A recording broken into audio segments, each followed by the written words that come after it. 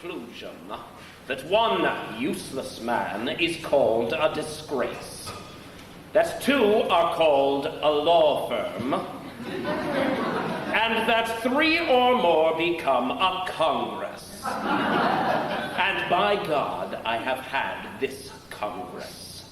For 10 years, King George and his Parliament have gulled, cullied, and diddled these colonies with their illegal taxes, Stamp Acts, Townsend Acts, Sugar Acts, Tea Acts. And when we have dared to stand up like men, they have stopped our trade, seized our ships, blockaded our ports, burned our towns, and spilled our blood. And still this Congress refuses to grant any of my proposals on independence, even so much as the courtesy of open debate. Good God, what in hell are they waiting for? Sit down, John, sit down, John, for God's sake, John, sit down, sit down, John, sit down, John, for God's sake, John, sit down. To open up a window. It's 9 years, please, and moving, John, please. It's hot as hell in Philadelphia. To open up a window. I say vote yes, vote yes, vote for independence. So open up a window. I say vote yes, Sit down, John. vote for independence. Open up a window. No, too many flies, but it's hot as hell in Philadelphia. Open up a window and pick up flies here. Vote yes, No, too many flies here. vote yes. Oh, for God's sake, John, sit down. Good God, consider yourselves fortunate that you have John Adams to abuse, for no sane man would tolerate it. John, you're a bore. We've heard this before. Now, for God's sake, John, sit down. I say vote yes, No. vote yes, No. vote for independence. Open up a window. I say vote yes, Sit down, John. vote for independence. Will someone shut that man up? Never! Never! Dear God, for one solid year they've been sitting there, a whole year doing nothing. I do believe you laid a curse on North America, a curse that we hear no rehearse in Philadelphia. A second flood, a simple famine, plagues of locusts everywhere, or a cataclysmic earthquake, I'd accept with some despair. But no, you sent us Congress. Good God, sir, was that fair? I say this with humility in Philadelphia, where your responsibility in Philadelphia.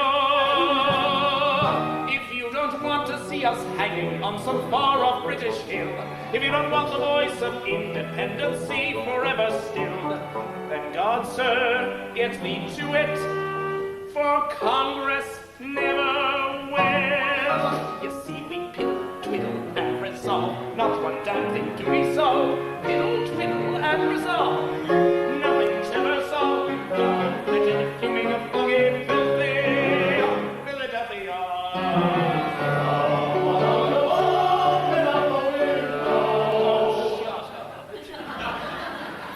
I now call the Congress's attention to the petition of Mr. Melchior May, who claims $20 compensation for his dead mule. It seems the animal was employed transporting luggage in the service of the Congress. The question then would appear to be one of occasion. For if the mule expired not while carrying, but after being unloaded, then surely the beast dropped dead on its own time. Dear God. They may sit here for years and years in Philadelphia. These indecisive grenadiers of Philadelphia. They can't agree on what is right or wrong, or what is good or bad. I'm convinced the only purpose this Congress ever had was to gather here specifically to drive John Adams mad. You see, and resolve not for damn thing to be so. Piddle, twiddle, and resolve. Nothing's ever solved. Foul, petty, fury, foggy, Philadelphia. John, is that you carrying on? Oh, Abigail, I have such a desire to knock heads together. I know, my dearest, I know. But that's because you make everything so complicated. It's all quite simple. Really.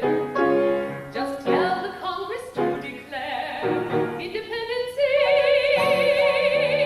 Then sign your name, get out of there, and hurry home to me. Our children all have dysentery. Little Tom keeps turning blue. Little Abby has the measles and are coming down with flu.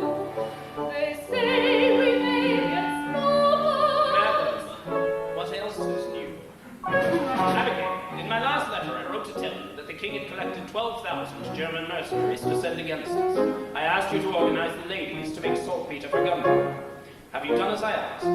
No, John, I have not. Why have you not? Because, John, you neglected to tell us how saltpeter is made. By treating sodium nitrate with potassium chloride, of course. Oh, yes, of course. Will it be done then? I'm afraid we have a much more urgent problem, John. More urgent, madam. There's one thing every woman's missed in Massachusetts Bay. Don't smirk at me, you egotist, hey. You know what I say. We've gone from Framingham to Boston, and we cannot find a pin. You should know that they're so foreign, says each tradesman with a grin. Well, we will not make saltpeter until you send us pins. Pins, madam. Saltpeter. Pins. Saltpeter. Pins. Saltpeter. Pins. Saltpeter. Pins. Peter. Peter. Pins. Peter. Pins. Peter. Pins. Done, madam. Done. Done, John. Hurry home, John. As soon as I'm able. Don't stop writing. It's all that I have. Every day, my dearest friend. Till then,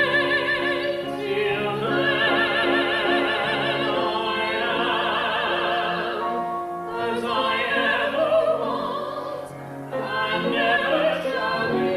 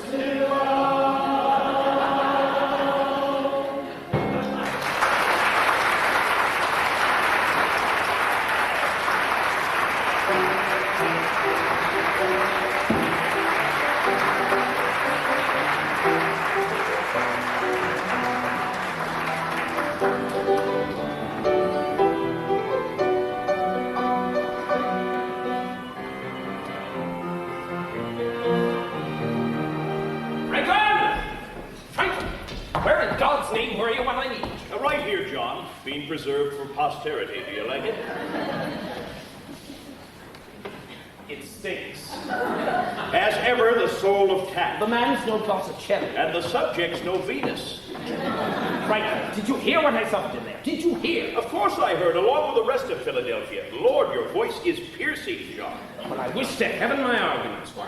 By God, Franklin, when will they make up their minds? With one hand, they can raise an army, dispatch one of their own to lead it, and cheer the news from Bunker's Hill, while with the other, they wave the olive branch, begging the king for a happy and permanent reconciliation. Damn it, Fat George has declared us in rebellion. Why in bloody hell can't they? John, really? You act as if independence were the rule. It's never been done before.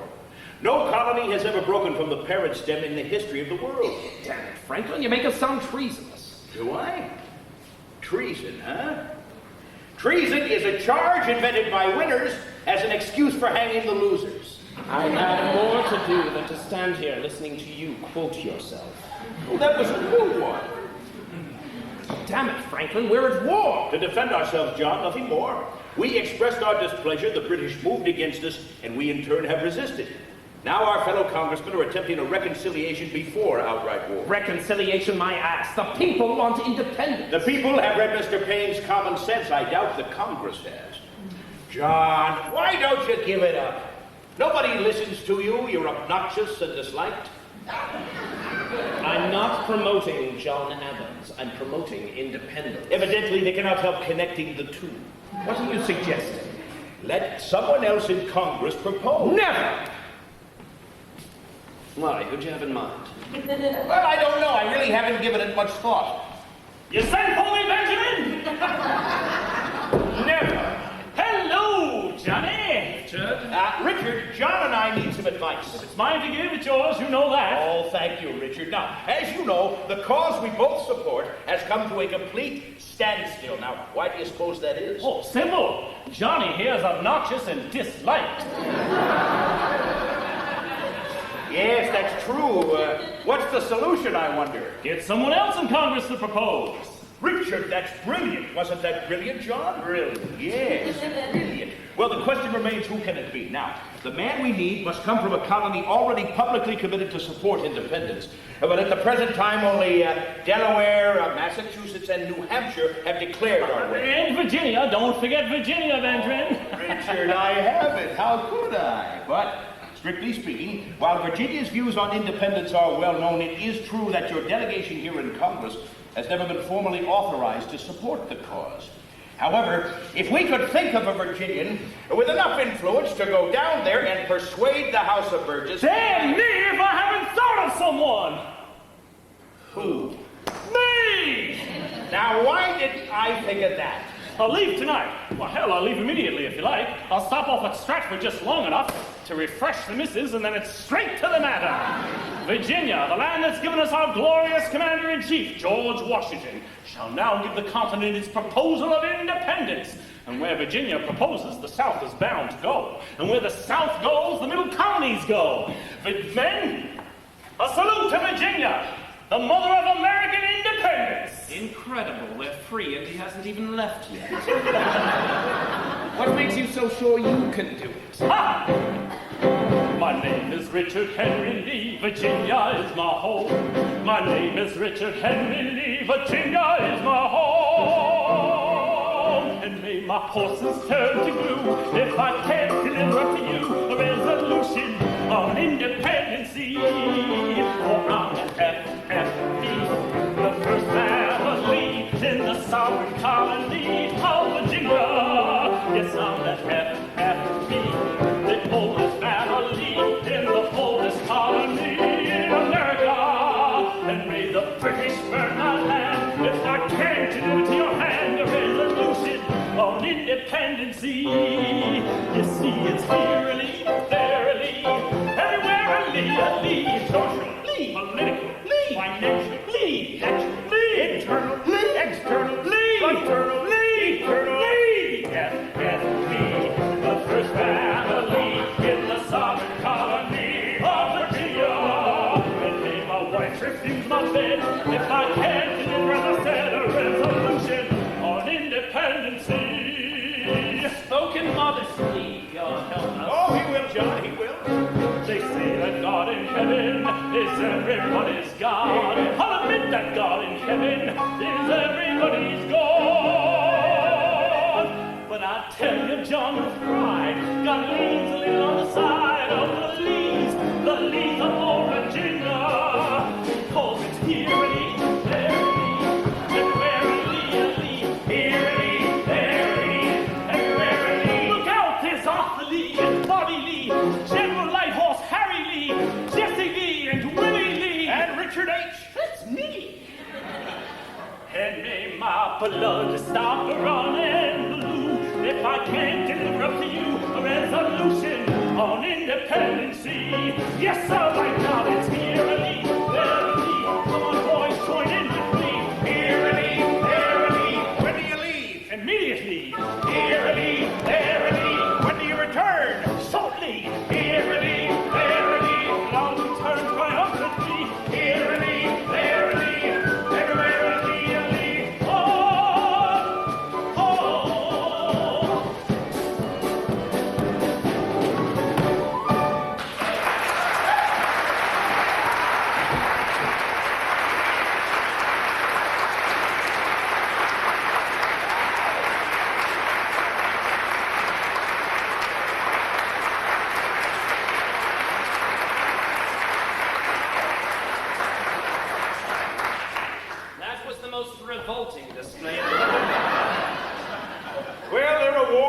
people, Virginia. Not him, Franklin, you.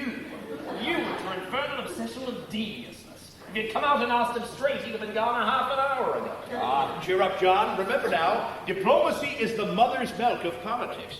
Besides, at this very moment, our cause is again riding high, sitting straight in the saddle and in full gallop for Virginia. Now, And all our women are serving. Oh, good God. Full of bosomed. ooh, did you say full bosomed, Richard?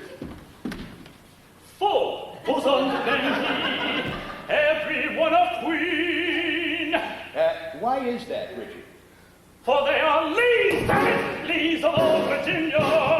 This is eerily, verily, come on, let's fight lees. Eerily, verily, and verily, eerily, verily, and verily, oh, oh.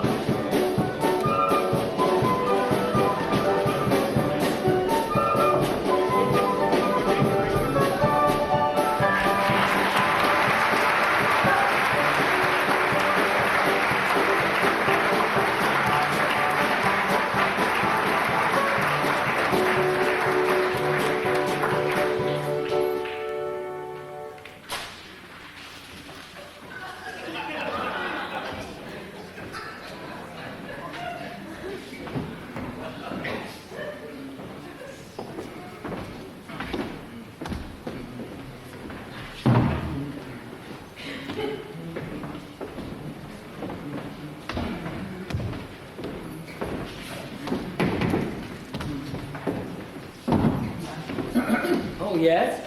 I'm Dr. Lyman Hall, new representative from Georgia. Oh, and I'm Andrew McNair, Congressional Custodian. If there's anything at all you'll be wanting, just holler out McNair as you hear the others do. You won't have too long to wait. But where does the Georgia delegation belong? Oh, they mill around there up in that corner, near the two Carolinas. It's after 10. I was told the Congress convenes at 10. Oh, they'll be wanting it any minute now, with old Grape and Guts leading the pack. Old who? Yeah, Grape and Guts! catch me among a run. Mr. Hopkins, you'll be pleased to meet Dr. Lyman Hall, I don't need a doctor, damn it. new delegate from Georgia. Well, why did you say so? I'm Stephen Hopkins, old delegate from Rhode Island. McNair, come on, Sir Robin. Sincere said it's a little early in the day. Nonsense. Why, it's a medicinal fact that rum gets a man's heart started in the morning. I'm surprised you didn't know that. And speaking as the oldest man. Oh, Ben Franklin's older by near a year. Rum! Tell me, Doctor, where does Georgia stand on the question of independence? With South Carolina, of course. Morning, Eddie. Shake hands with Dr. Lyman Hall of Georgia. Doctor, this here is Edward Rutledge of whichever Carolina he says he's from. God knows I can't keep him straight. Our pleasure, Dr. Hall. Your servant, Mr. Well, Rutledge. Doctor, now you met the long and the short of it. Eddie here is only 26. He's the youngest of us. Except for Ben Franklin. McNair! The rum. Where do you go for it, man? Jamaica? Where does Georgia stand on independence at the present time, Dr. Hall? I'm here without instruction, able to vote my own personal convictions. And they are. Personal. Dr. Hall, we in the Deep South speak with one voice. It is traditional. Even more, it is historical. One delegation. Delaware, triunto in uno. Speak plain, Rutledge. You know I don't follow none of your dumb French. It's Latin, Colonel McKeon, a tribute to the eternal peace and harmony of the Delaware delegation. What are you saying, man? You know perfectly well neither Rodney nor I can stand this little war. Gentlemen, this is Dr. Lyman Hall of Georgia, George Reed, Caesar Rodney, and Colonel Thomas McKeon. Where do you stand on independence, sir? Why, with South Carolina, it seems. I leave the doctor in your excellent company, gentlemen. Tell me, sir, would you be a doctor of medicine or theology? Both, Mr. Rodney. Which one can be of service? By all means, the physician first. Then we shall see about the other. I'll call at your convenience, sir. I trust, Caesar, when you're through converting the poor fellow to independency, you'll give the opposition a fair crack. You're too late, John. Once I get him, they're gone. Dr. Lyman Hall of Georgia. Mr. John Dickinson of Pennsylvania. An honor, sir. Your servant. And tell me, Doctor, where do you stand on the question of Independence? treason? I've no stomach for it. Ah, but be careful not to dine with John Adams. Between the fish and the souffle, you'll find yourself hanging from an English roast. Your servant, sir. Judge Wilson, forgive me. How can anyone see you if you insist on standing in Mr. Dickinson's shadow? James Wilson, also of Pennsylvania. Sir. An honor, sir. Stephen, would you stand aside? Thank you. Thank you. Well, good morning, all. Lord, you have the honor to be Dr. Franklin. Yes, I have the honor. Unfortunately, the gout accompanies the honor. Been living too high again, eh, Pappy? Oh, Stephen, I only wish King George felt like my big toe all over. McNair fetch a pillar and 2 more months around. Well, Franklin, where's that idiot Lee? Has he returned yet? I don't see him. Softly, John, your voice is hurting my foot. One more day, Franklin. That's how long I'll remain silent, another minute longer. That squirting Papa J was so damn sure of himself. He's had time to bring back a dozen proposals by now. Tell me, James, how do you account for the strange monumental quietude that Congress has been treated to these past 30 days? Has the ill wind of independency finally blown itself out? Well, if you ask For me... myself, I must confess that a month free of New England noise is more therapeutic than a month in the country. Don't you agree, James? Well, I would... Mr. Adams, pray look for your voice, sir. It cannot be far, and God knows we need the entertainment in this Congress. Congratulations, John. You just made your greatest contribution to independence. You kept your flap shut. One more day. Gentlemen, the usual morning festivities having been concluded, I will now call this Congress to order. Mr. Secretary. The Second Continental Congress meeting in the city of Philadelphia is now in session. The 7th of June, 1776, the 380th meeting. Oh, sweet Jesus. The Honorable John Hancock of Massachusetts Bay, President. Thank you, Mr. Constable. The Secretary will now call the roll. All members are present with the following exceptions. Mr. Charles Kennel of Maryland, Mr. Samuel Adams of Massachusetts, Mr. Button Quinnett of Georgia, Mr. George White and Mr. Richard Henry Lee of Virginia, and the entire delegation of New Jersey. I am concerned about the continued absence of 1/13 of this Congress. Where is New Jersey? Somewhere between New York and Pennsylvania. Very much. Dr. Franklin, have you heard anything? Your son resides there. Son, sir? What son? The Royal Governor of New Jersey, sir. As that title might suggest, sir, we are not in touch at the present time. Yes. Very well. McNair, the stores of rum and other drinking spirits are hereby closed to the colony of Rhode Island for a period of 3 days. John, you can't do that. Sit down, Mr. Hopkins, you abuse the privilege. The chair would like to take this opportunity to welcome Dr. Lyman Hall of Georgia, and hopes that he will make the best of it. God, it's hot. The weather report. Mr. Jefferson. Mr. Jefferson! Present, sir. Can we hear about the weather? As if it weren't speaking for itself.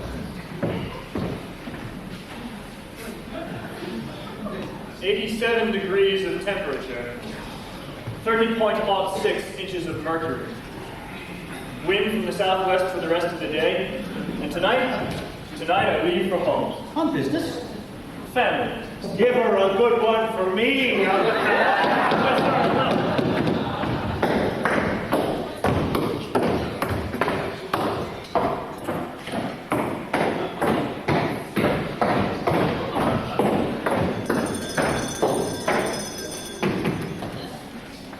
From the Commander, Army of the United Colonies in New York, dispatch number 1137. Oh, sweet Jesus. To the Honorable Congress, John Hancock, President, dear sir. It is with grave apprehension that I have learned this day of the sailing from Halifax, Nova Scotia, of a considerable force of British troops in the company of foreign mercenaries and under the command of General Sir William Howe. There can be no doubt that their destination is New York, for to take and hold this city and the Hudson Valley beyond would serve to separate New England from the other colonies, permitting both sections to be crushed in turn. Sadly, I see no way of stopping them at the present time, as my army is absolutely falling apart. My military chest is totally exhausted. My commissary general has strained his credit to the last. My quartermaster has no food, no arms, no ammunition, and my troops are in a state of near mutiny.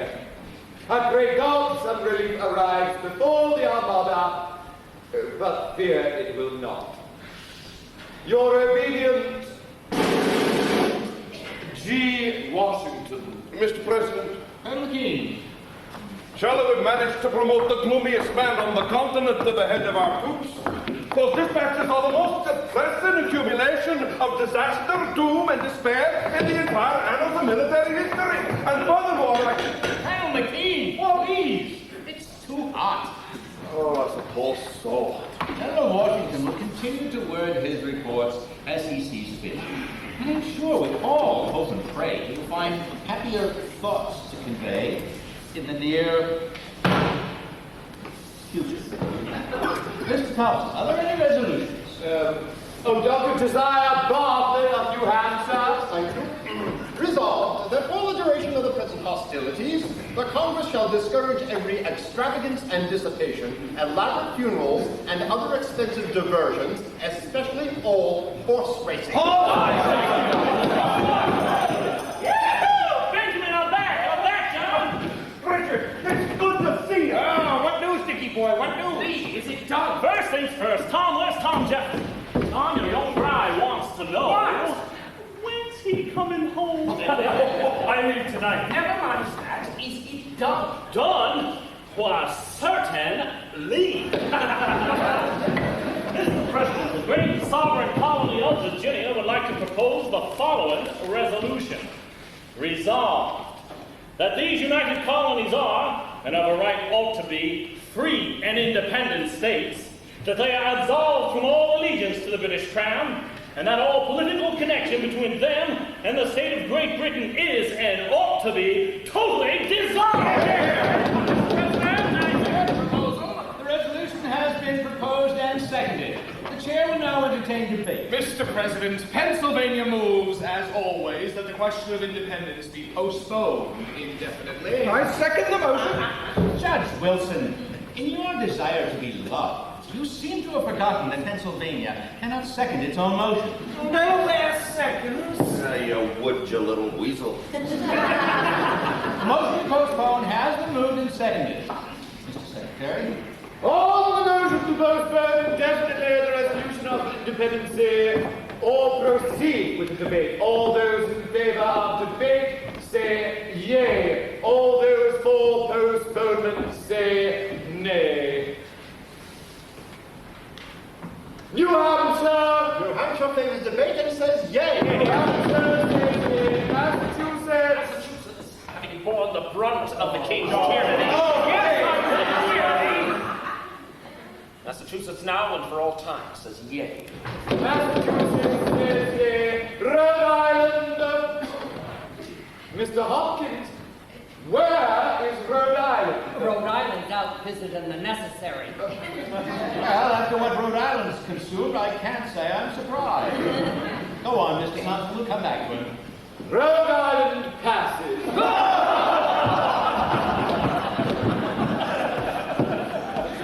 Connecticut! While Connecticut has till now been opposed to this, our legislature has instructed me that in the event it is introduced by a colony outside of New England, we could no longer withhold our support. Connecticut says yay. New York! Mr. Secretary, New York abstains. Courteously. New York abstained. Courteously. New Jersey! Absent, Mr. Secretary. Oh, yes, of course. Pennsylvania. Pennsylvania for the 24th time says nay. Pennsylvania says nay. Delaware. Delaware, as ever for independence, says yea. Delaware says yea. Maryland. Maryland would welcome independence if it were given, but is highly skeptical that it can be taken. Maryland says nay. Maryland says nay. Virginia. Virginia, the first colony, says yea. Maryland says yea. North Carolina. North Carolina respectfully yields to South Carolina. South Carolina. Mr. President, although we in South Carolina have never seriously considered the question of independence, when a gentleman proposes it, attention must be paid. However, we in the Deep South, unlike our friends in New England, have no cause for impatience at the present time. If at some future date it is the wish of all our sister colonies to effect a separation, we will not stand in the way. But for the time being, South Carolina will wait and watch. The vote is nay. South Carolina says nay. North Carolina says nay. Yes, I know, Mr. Hughes. Georgia. Georgia? Mr. Secretary, Georgia seems to be split right down the middle on this issue. The people are against it, and I'm for it. I'm afraid I'm not yet certain whether representing the people means relying on their judgment or on my own. So, in all fairness, until I can figure it out, I'd better lean a little toward their side. If Georgia says nay. Rhode Island, second call. Rhode Island! Come and hold your damned horses! Well, we're waiting on you, Mr. Hopkins. Well, it won't kill you. You think the Congress would have its own pisser. All right, where does she stand? 5 for debate, 5 for postponement, 1 abstention, and 1 absent. Oh, it's up to me, is it? Well, I tell you, in all my years, I never heard, seen, or smelled initials that were so dangerous they couldn't be talked about. Hell yes, I'm for debating anything. Rhode Island says yeah. Get Mr. Hopkins to a drop. I thought you said he couldn't have any. I'll get in the whole damn barrel if you want. The chair now declares this Congress a committee of the whole for the purpose of debating Virginia's resolution on independence. Mr. Dickinson. Well now, Mr. Adams, you've got your way at last. The matter may now be discussed. I confess I'm almost relieved. There's a question I've been fairly itching to ask you. Why? Why what, Mr. Dickinson? Why independence, Mr. Adams? For the obvious reason that our continued association with Great Britain has grown intolerable. To whom, Mr. Adams? To you? Then I suggest you sever your ties immediately, but please be kind enough to leave the rest of us where we are. Personally, I have no objections at all to being part of the greatest empire on earth, to enjoying its protection, sharing its benefits. Benefits? What benefits? Crippling taxes? Cruel repressions? Abolished rights? Is that all England means to you, sir? Is that all the affection and pride you can muster for the nation that bore you? For the noblest, most civilized nation on the face of this planet? Would you have us forsake Hastings and Magna Carta, Strongbow and Lion-Hearted, Drake and Marlborough, Tudors, Stuarts and Plantagenets? And for what? Tell me, for what? For you? Some men are patriots, like General Washington, and some are anarchists, like Mr. Paine. Some even are internationalists, like Dr. Franklin, but you, sir, you are merely an agitator, disturbing the peace, creating disorder, endangering the public welfare, and for what? Your petty little personal complaints. Your taxes are too high. Well, sir, so are mine. Well, Mr. Adams, if you have grievances, and I'm sure that you have, our present system must provide a gentler means of redressing them. Short of revolution, yes, that's what he wants. Nothing short of it will satisfy him. Violence, rebellion, treason. Now, Mr. Adams, Are these the acts of Englishmen? Not Englishmen, Dickinson.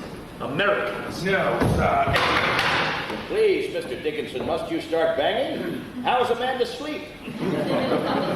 Forgive me, Dr. Franklin, but must you start speaking? How's a man to stay awake? We'll promise to be quiet, sir. I'm sure everyone here prefers that you remain asleep. If I'm to hear myself called an Englishman, I assure you, sir, I'd prefer to have remained asleep. Oh, well, what's so terrible about being called an Englishman? The English don't seem to mind. Well, nor would I, were I given the full rights of an Englishman. But to call me one without those rights is a little like calling an ox a bull. He's grateful for the honor, but he'd much rather have restored what's rightfully his. When did you first notice they were missing? Fortunately, Dr. Franklin, the people of these colonies maintain a higher regard for their mother country. Higher, certainly, than she feels for them. Never has such a valuable possession been so recklessly and stupidly managed as this entire continent by the British Crown. Our industry discouraged, our resources pillaged, and worst of all, our very character stifled. We've spawned a new race here. Rougher, simpler, more enterprising, more violent, less refined. We're a new nationality, Mr. Dickinson. We require a new nation. That may be your opinion, Dr. Franklin, but as I said, the people feel what do you know about the people, Dickinson? You don't represent the people. You speak only for yourself. And that precious status quo you keep imploring the people to preserve for their good is nothing more than the eternal preservation of your own property. Mr. Adams, you have an annoying talent of making such delightful words as property sound quite distasteful. In heaven's name, what's wrong with property? Perhaps you've forgotten, sir, that many of us first came to these shores in order to secure rights to property, and that we hold those rights no less dear than the rights you speak of. So safe, so fast, so comfortable in Pennsylvania. What is this independence of yours except the private grievances of Massachusetts? Why is it always Boston that brings the king's peace? My dear Congress, you must not adopt this evil measure. It is the work of the devil. Leave it where it belongs, in New England. Brother Dickinson, New England has been fighting the devil for over 100 years. And as of now, Brother Sherman, the devil has been winning, hands down. Why, even now, he's sitting here in this Congress. Don't let him deceive you. This proposal is entirely his doing. Now, wait a minute. It may bear Virginia's name, but it reeks of Adams, Adams, and more Adams. Look at it. Ready to lead this continent down the firing path of total destruction. Oh, good God, why can't you acknowledge what already exists?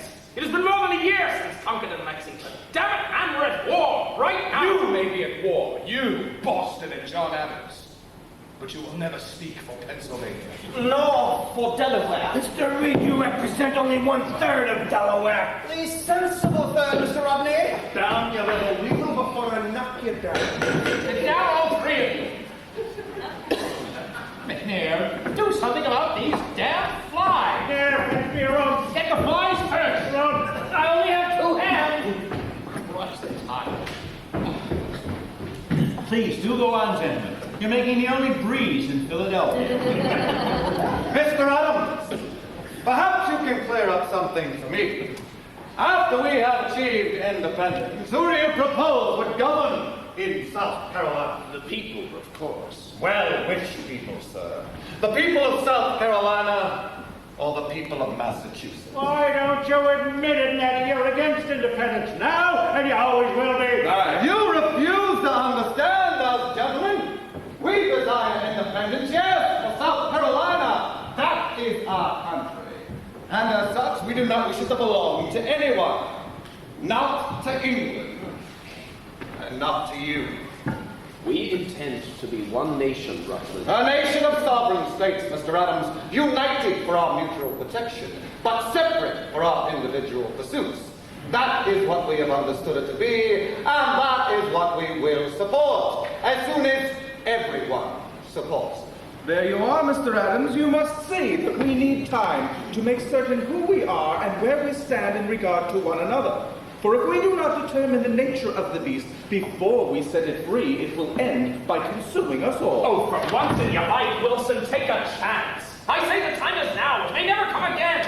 Your clock is fast, Mr. Adams. I say we're not yet ripe for independence. Not right now, we're rotten for the water. Gentlemen, please. What in God's name is the infernal hurry? Why must this question be settled now? What's wrong with now, Mr. Chase? General Washington is in the field. If he is defeated, as it now appears, we'll be inviting the hangman. But if by some miracle he should actually win, we can then declare anything we damn please. The sentiments of North Carolina precisely. Has it ever occurred to either of you that an army needs something to fight for in order to win? A cause? A purpose? A flag of its own? But Mr. Adams, how can a nation of only 2 million souls stand up to an empire of 10 million? Think of it. 10 million. How do we compensate for that shortage? Oh, simple, Mr. Chase. Increase and multiply. We will more than compensate with spirit. I tell you, there's a spirit out there with the people that is sadly lacking in this country. Yes, of course. Now it's spirit. Why didn't I think of that? No army, no navy, no arms, no ammunition, no treasury, no friends. But bless our souls, spirit. Mr. Hopkins, Mr. Rodney, Colonel McKee, and Mr. Lee, Dr. Franklin. Why have you joined this incendiary little man, this Boston radical, this agitator, this demagogue, this madman? Are you calling me a madman, you fribble? Oh, easy, John. You and your Pennsylvania proprietors. Oh, you cool, considerate men. You hang to the rear on every issue so that if we should go under, you'll still remain afloat. Are you calling me a coward? Yes. Coward, madman, landlord.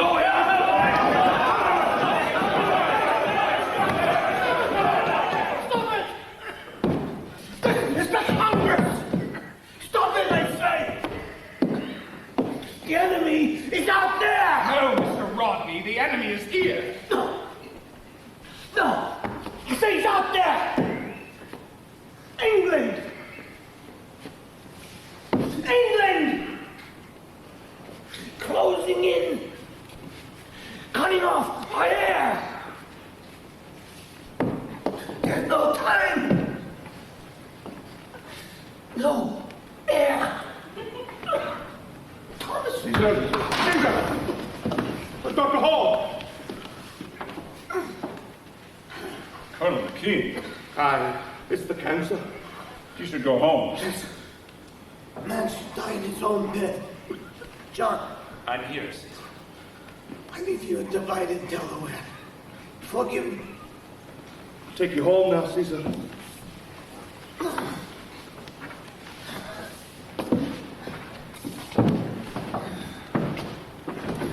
Be back within a week.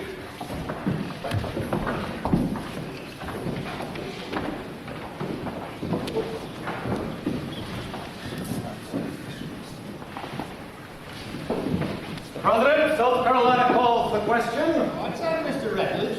I said, Mr. President, South Carolina desires to end the debate and call the question on independence down their second. Gentlemen, question has been called and seconded.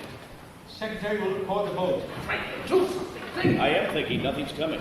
All those in favor of the resolution on independence as proposed by the colony of Virginia signify by...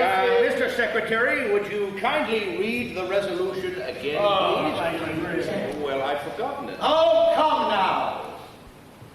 Mr. Thompson. Resolved that these united colonies are and of a right ought to be free. Oh, I beg your pardon. I am the Reverend John Witherspoon, the new delegate from New Jersey.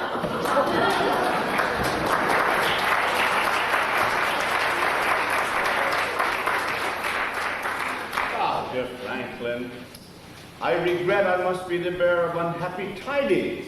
But your son, the royal governor of New Jersey, is taken prisoner and has been moved under guard to the colony of Connecticut for safekeeping. Is he unharmed, sir? When last I heard he was, yes, sir. Well, why the long face? I understand Connecticut's an excellent location. Tell me, Reverend. Yes, sir? Why'd they arrest the little bastard? Yes, well, you see, the New Jersey legislature has recalled the old delegation to this Congress and set a new one. Quickly, man, where do you stand on independence? Oh, dear, haven't I made that clear? No! No, I suppose I haven't. Well, I've been instructed to vote for independence. Massachusetts is now ready for the vote on independence, and reminds the chair of its privilege to decide all votes that are deadlocked. I won't forget, Mr. Adams. The chair would like to welcome the Reverend Witherspoon to this Congress and appoint him congressional chaplain, if he will accept the post. With much pleasure, sir. Mr. Thompson, you may proceed with the vote on independence. All those in favor of the resolution on independence as proposed by the colony of Virginia signify by Mr. saying... President, Pennsylvania moves that any vote in favor of independence must be unanimous. What? I second the motion. Judge Wilson. Oh, my God. Delaware seconds. No votes ever had to be unanimous, Dickinson, and you know it. Yes, but this one must be. On what ground? That no colony be torn from its mother country without its own consent. Here! But it'll never be unanimous, damn it. If you say so, Mr. Adams. It has been moved and seconded that the vote on independence must be unanimous in order to carry. All those in favor signify by saying yea. Yea! 1, 2, 3, 4, 5. 6 colonies say yea. All those opposed signify by saying nay. Nay. 1, 2, 3, 4, 5. 6 colonies say nay. Mr. Secretary, York abstained. Courteously. Morris, why does New York constantly abstain? Why does New York simply stay in New York? Very well, vote is tied. The principles of independence have no greater advocate in this Congress than its president. And it is for that reason that I must join with those who vote in favor of unanimity. Here. God, what are you doing, Johnny? Hear me out. Don't you see that any colony that votes against independence will be forced to fight on the side of England? We'll be setting brother against brother. Our new nation will have as its emblem the mark of Cain. I can see no other way. Either we walk together or we stay as we are. Proceed, Mr. Thompson. A unanimous vote being necessary to carry. If any be opposed to the resolution on independence as proposed by the colony of Virginia, signify by saying... Mr. President! Oh, for heaven's sake, let me get through it once. Mr. President, I move for a postponement. Postponement? I wish you the same luck I had. Now, Mr. Adams is right. He's absolutely right. We need a postponement. On what grounds? On what grounds? Mr. President, how can this Congress vote on independence without a written declaration of some sort defining it? What sort of declaration? Well, you know, listing the reasons for the separation and defining our goals and aims and so on and so forth, etc., etc. Ditto. But we know those, don't we? Well, good God, yes, we know them, but what about the rest of the world? Certainly we will require the aid of a powerful nation, such as France or Spain, and such a document would be consistent with European delicacy. Come now, Mr. Adams. You have to do better than that.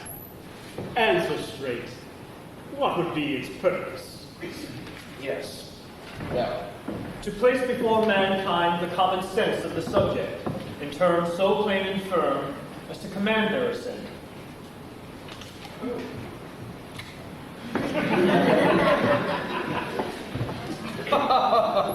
Mr. Jefferson, are you seriously suggesting that we publish a paper declaring to all the world that an illegal rebellion is in reality a legal one? Why, Mr. Dickinson, I'm surprised at you. You should know that rebellion is always legal in the first person, such as our rebellion. It is only in the third person, their rebellion, that it is illegal. Mr. President, I second the proposal to postpone the vote on independence for a time sufficient for the writing of a declaration. It has been moved and seconded. All those in favor of the motion to postpone signify by saying yea. Yea. 1, 2, 3, 4, 5.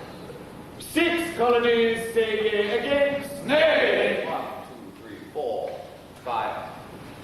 6 colonies say nay. Mr. Secretary, New York abstained. Courteously. Mr. Morris, what the hell goes on in New York? I'm sorry, but the simple fact is that our legislature has never sent us explicit instructions on anything.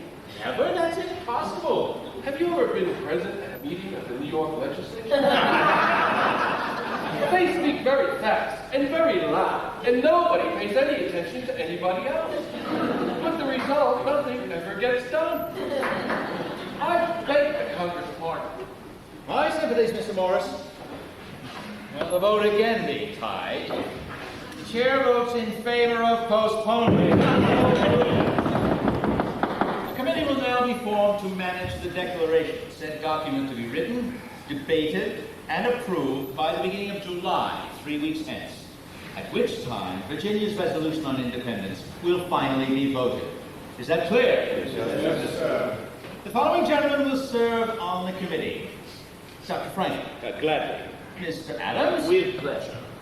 Mr. Sherman. Yes, Mr. Livingston. I accept. Courteously. Of course, Mr. Lee. Mr. President, I must be returning to the great and sovereign colony of Virginia, where I have been asked to serve as governor. Therefore, I must decline most respectful leave.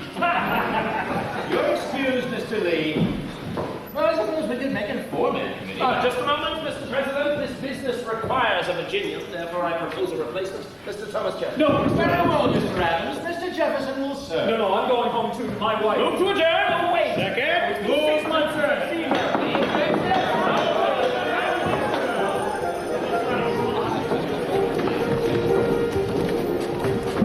All right, gentlemen, let's get on with it. Which of us will write our Declaration of Independence? Mr. Adams, I say you should write it.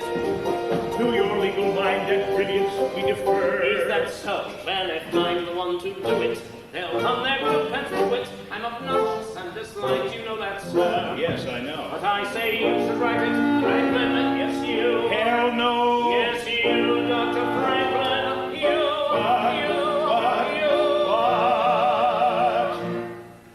Mr. Adams, but Mr. Adams, the things I write are only like extemporanea.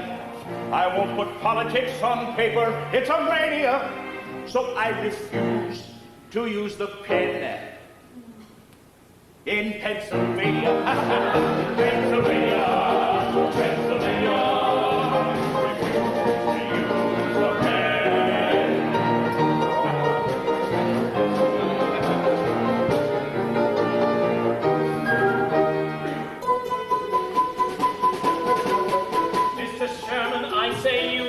Write it.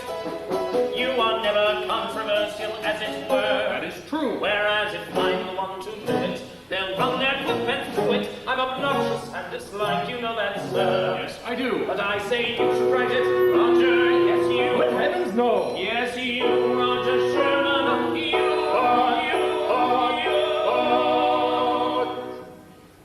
Mr. Adams, but Mr. Adams, I cannot write with any style or proper etiquette.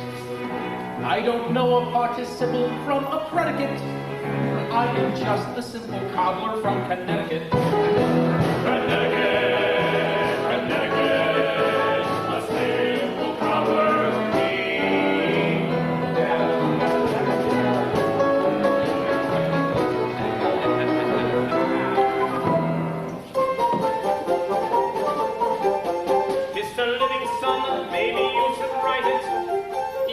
Many friends and you're a diplomat. Oh, that word. Whereas He's obnoxious and disliked. Did you know that? I hadn't heard. Then I say you should write it. Robert, yes you. Not me, Johnny. Yes you, Robert Livingston,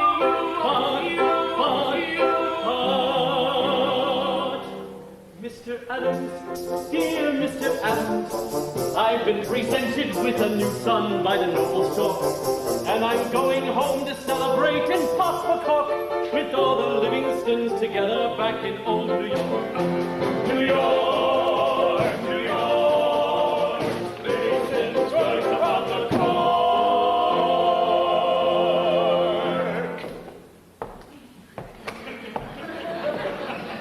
Mr. Adams, leave me alone. Mr. Jefferson, Mr. Adams, I beg of you, I have not seen my wife in the past 6 And we solemnly declare that we will preserve our liberties, being with one mind resolved to die free men rather than to live slaves. Thomas Jefferson on the necessity of taking up arms, 1775. Magnificent. You write 10 times better than any man in the Congress, including me. For a man of only 33 years, you possess a happy talent for composition and a remarkable felicity of expression. Now then, sir, will you be a patriot or a lover? Lover. No! But I burn, Mr. A. So do I, Mr. J. You do? Mr. Jefferson, dear Mr. Jefferson, I'm only 41, I still have my mobility. And I can roam through Cupid's grove with great agility. But life is more than sexual combustibility.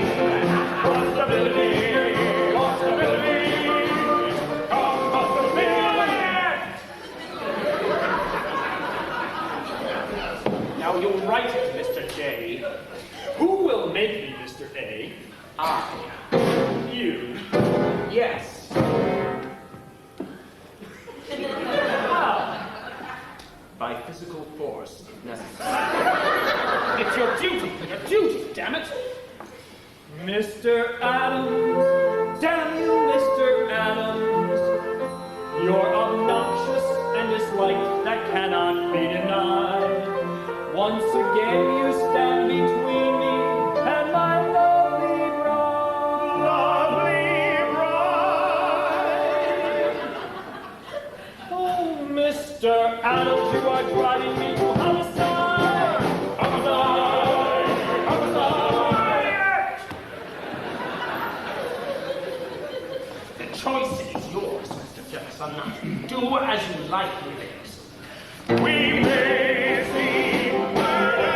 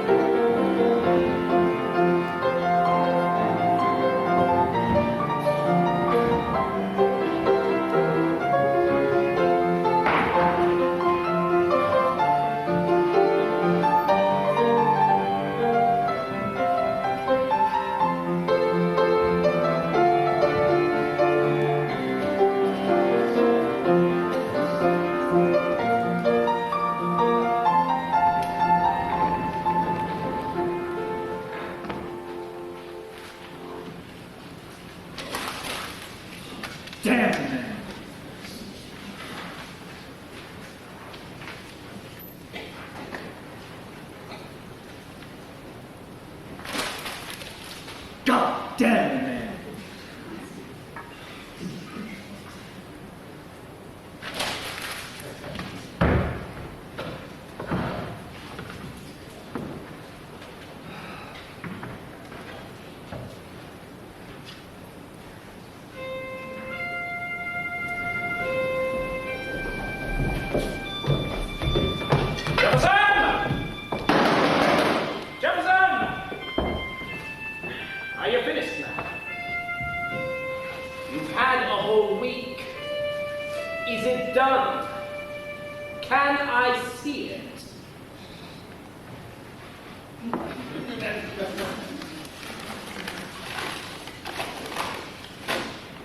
comes a time in the lives of men when it becomes necessary to advance from that subordination in which they have hitherto remained. This is terrible.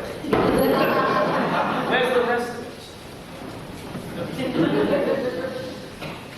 You mean to say it's not finished? No, sir, I mean to say it is not begun. Good God! A whole week! The entire Earth was created in a week. You know, someday you must tell me how you did it.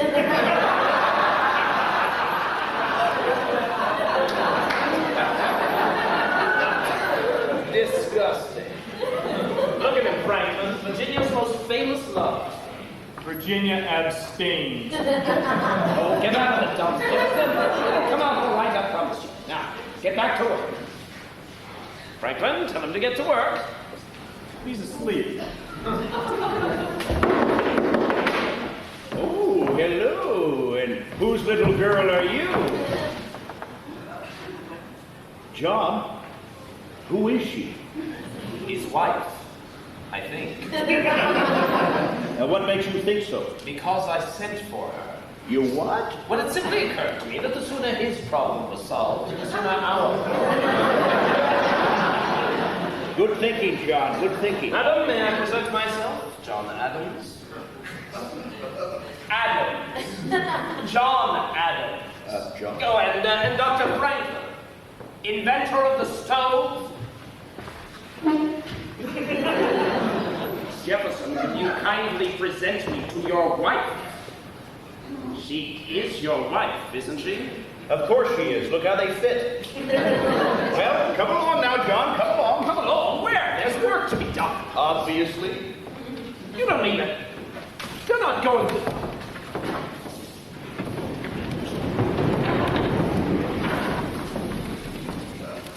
In the middle of the afternoon.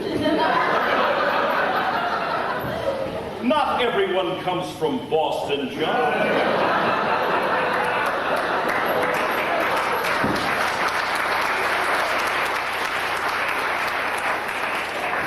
Incredible. Well, good night now, John. Frank, have you eaten? Well, no, I haven't. But I hear the turkey's fresh as a bunch of grapes. Well, the truth is, I have a rendezvous, John. I'd ask you along, but talking makes her nervous.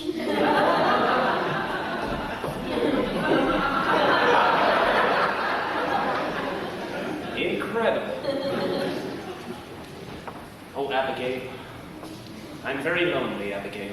Are you, John?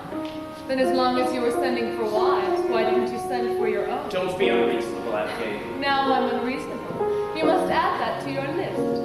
List? The catalogue of my faults you included in your last letter. They were fondly intended, madam. That I play at cards bad. A compliment. That my posture is crooked. An endearment. That I read, write, and think too much. An irony.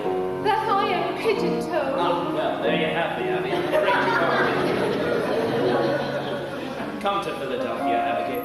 Please, come. Thank you, John. You know I want to, but it just isn't possible at this time. The children have the measles. Yes, so you wrote.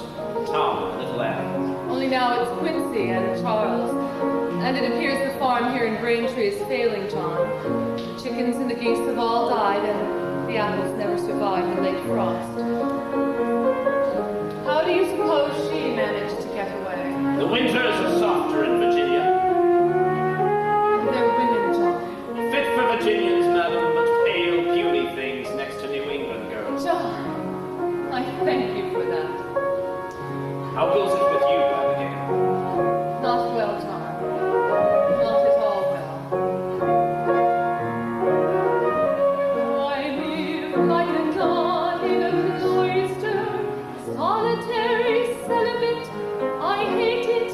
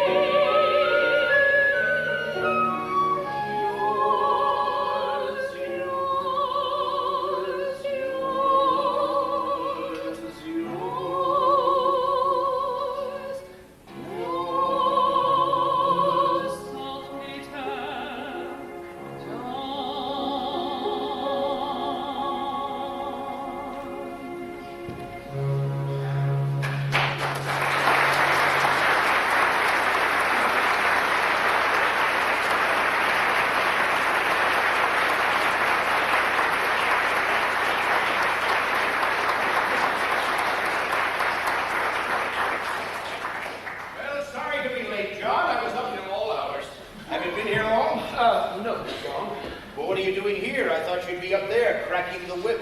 The shutters are still closed. Oh, so they are, John, so they are. Well, as the French Oh, say... please, Franklin, spare me your bawdy mind first thing in the morning. Dare we call? A congressman dares anything, John. Go ahead. Me?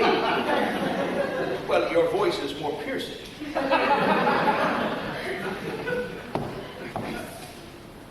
Oh, this is positively indecent. John, they're young and they're in love. Not them, Franklin, us. Standing out here, waiting for them to... Well, what would people think? Oh, don't worry, John. The history books will clean it up.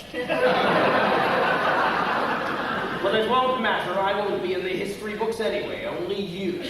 Franklin did this, and Franklin did that, and Franklin did some other damn thing. Franklin smote the ground, and out sprang George Washington, fully grown and on his horse.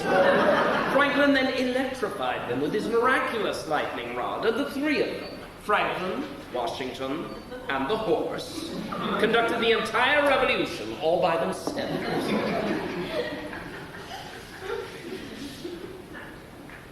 I like it.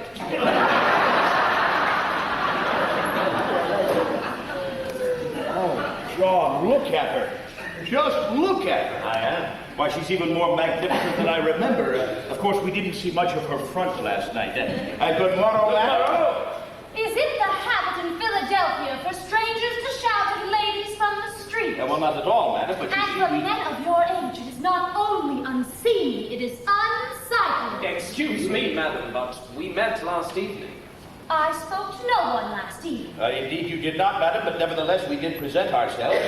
This is Mr. John Adams, and I am Dr. Franklin, the inventor of the stove. Oh, please. I know your names very well. But you say you presented yourself. 'Tis no matter, madam. Your thoughts were well taken elsewhere. My husband is not yet up. Well, then shall we start over, madam? Please join us. Yes, of course. No wonder the man couldn't write. Who could think of independence married to her? I beg you to forgive me. It is indeed an honor meeting the two greatest men in America. Well, the greatest within earshot, anyway. I am not an idle flatterer, Dr. Franklin. My husband admires you both greatly. Well, then we are doubly flattered, madam, for we admire very much that which your husband admires. Did you sleep well, madam? Did you lie comfortably? You know what I mean. Yes, John, I'm sure she knows what you mean. Tell us about yourself, madam. We've had precious little information. Why, we don't even know your first name. Martha. Martha, oh, I love that name. Why, he might at least have told us that. I'm afraid your husband doesn't say very much. He's the most silent man in Congress. I've never heard him utter 3 sentences together. Not everyone's a talker, John. It's true, you know. Tom is not a talker. Oh, he never speaks his passions. He never speaks his views. Whereas other men speak volumes, the man I love is mute. In truth, I can't recall being good with words at all. Even though...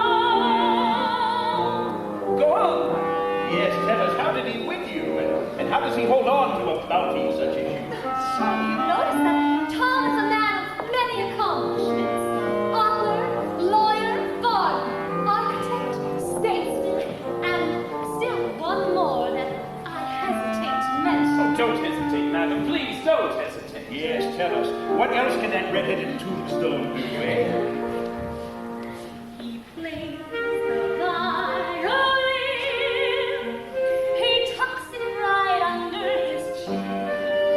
And he bows, oh he bows, for he knows, yes he knows, that it's high, high, high in little my heart, Tom and its rhythm, my strings are unstrung.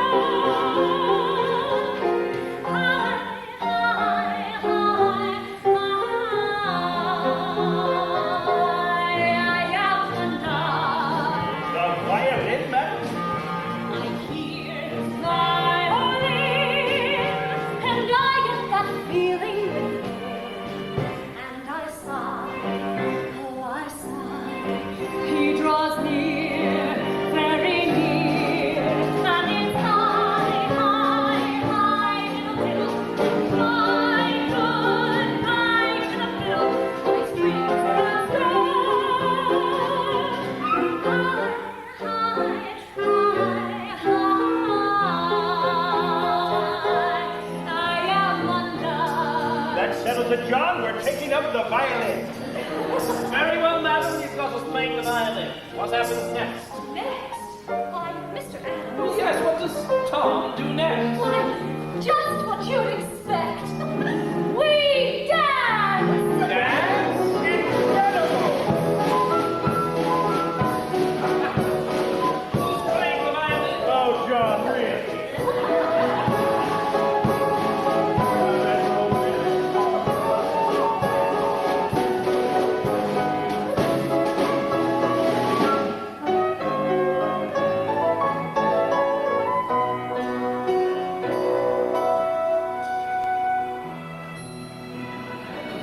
John, you can dance! Not everyone's from Philadelphia.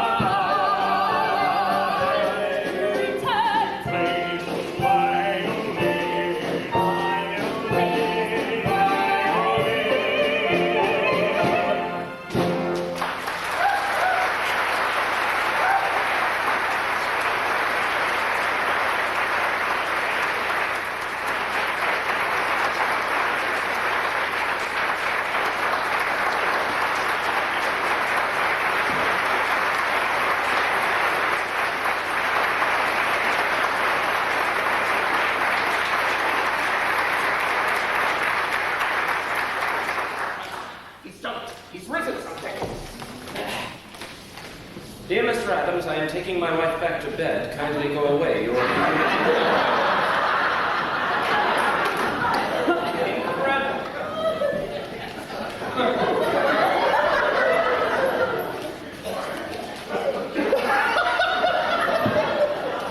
Oh, perhaps I should have written the Declaration after all, John. At my age, there's little doubt the pen is mightier than the sword. For it's high, high, high, diddle, diddle. And God bless the man who can fiddle at Independence Day. High, high, high, high. Ya-ta-ta-ta-ta. Through eternity, we wave the violin,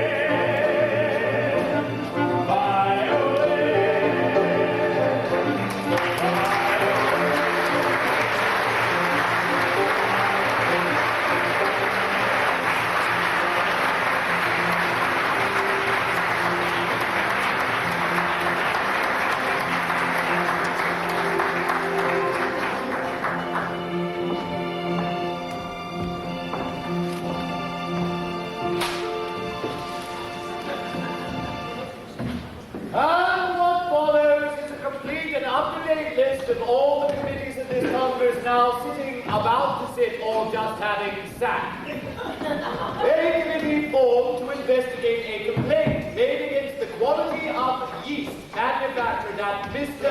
Henry Pendleton's mill, designated as the Yeast Committee. A committee formed to consider the most effective method of dealing with spies, designated as the Spies Committee.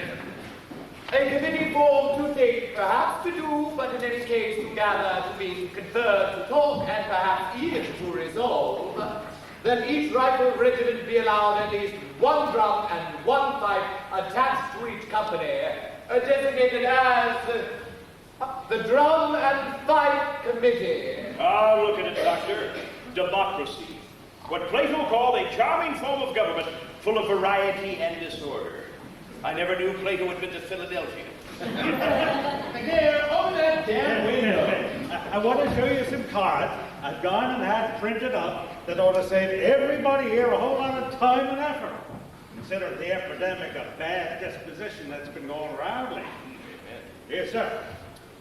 You are a rogue, a rascal, a villain, a thief, a scoundrel, and a mean, dirty, stinking, sniveling, sneaking, pimping, pocket-picking, thrice-double-air, no-good son of a bitch. Can you sign your name? What do you think? Stephen, I'll take a dozen of them right now. A committee formed to answer all congressional correspondence designated as the Congressional Correspondence Committee. All right, Franklin, enough socializing. There's work to be done. Good morning, John. Good morning. Oh, yes, good morning. Good morning. Good morning. Now then, let's get to it. Let's get to what? Unanimity, of course. Look at that board. 6 names to win over in little more than a week. A committee formed to consider the problem of counterfeit money, designated as the Counterfeit Money Committee. All right, John, where do we start? How about Delaware? It's a sad thing to find her on the wrong side after all this time. Is there any news of Rodney? Well, McKeon is back. Thomas! A committee formed to study the causes of our military defeat in Canada, designated as the Military Defeat Committee. How did you leave Rodney? Is he still alive? Aye, but the Janet and over was fearful hard on him. Well, he never complained, but I could see the poor man was suffering. But you got him safely home. I did, but I doubt he'll ever set foot down of it again. That leaves you and Reed, but tell him a minute. Will he come over? I don't know. He's a stubborn little snot. Then work at it, McKean. Keep at him till you wear him down. John face packs, will you? If it were just Reed standing in our way, it wouldn't be so bad. Run for yourself, man. Maryland, Pennsylvania, then Paris South. It's impossible. It's impossible if we all stand around complaining about it. Now, to work, McKean. 1 foot in front of the other. I believe I could put that a better way, John. Never leave off till tomorrow. Shut up, Frank. But what good'll it do? You know Dickinson will never give in. And you haven't heard the last of Rutledge yet either. Never mind them. Your job is George Reed. Talk him deaf if you have to, but bring us back Delaware. There's a simpler way. Operate the tile. All right, John, what's next?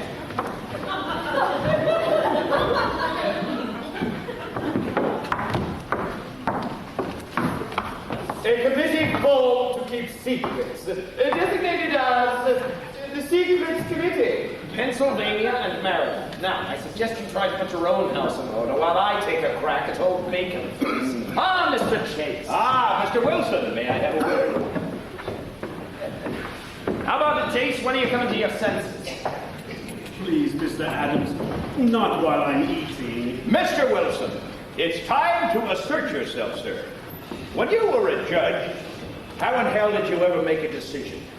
The decisions I made were all based on legality and precedence. But here there is no legality and certainly no precedence. Because it's a new idea, you clot! No, Mr. McKeon, no. Damn your eyes, Reed. They came into this world screaming on you, determined to live it the same way, you little worm. The Congress is waiting on you, Chase. America is waiting. The whole world is waiting. What's that, kidney? Leave me alone, Mr. Adams. You're wasting your time. If I thought we could win this war, I would be at the front of your ranks. But you must know that it's impossible. You've heard General Washington's dispatches. His army is falling apart. Washington is exaggerating the situation in order to arouse this torpid Congress into action. Why, as chairman of the War Committee, I can tell you for a fact the army has never been in better shape. Never have troops been more cheerful. Never have soldiers been more resolute. Never have training and discipline been more spirited. Never. Gentlemen, may we have your ears? Mr. Thompson has a dispatch.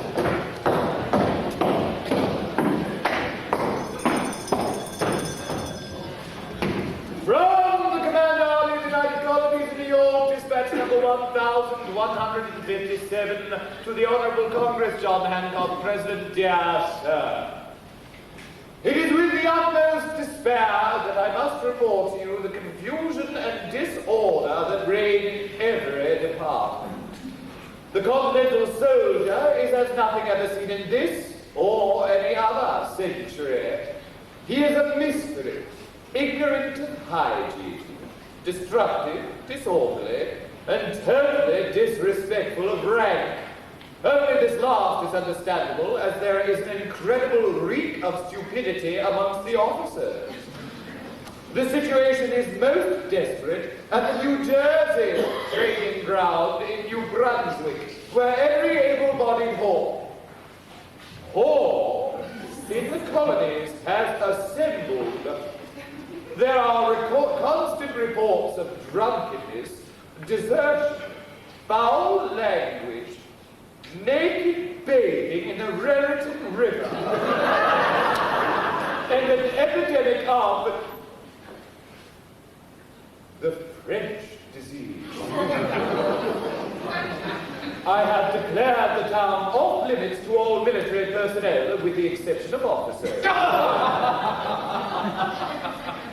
I beseech the Congress to dispatch the War Committee to this place in the hope of restoring some of the order and discipline we need to survive. Your obedient,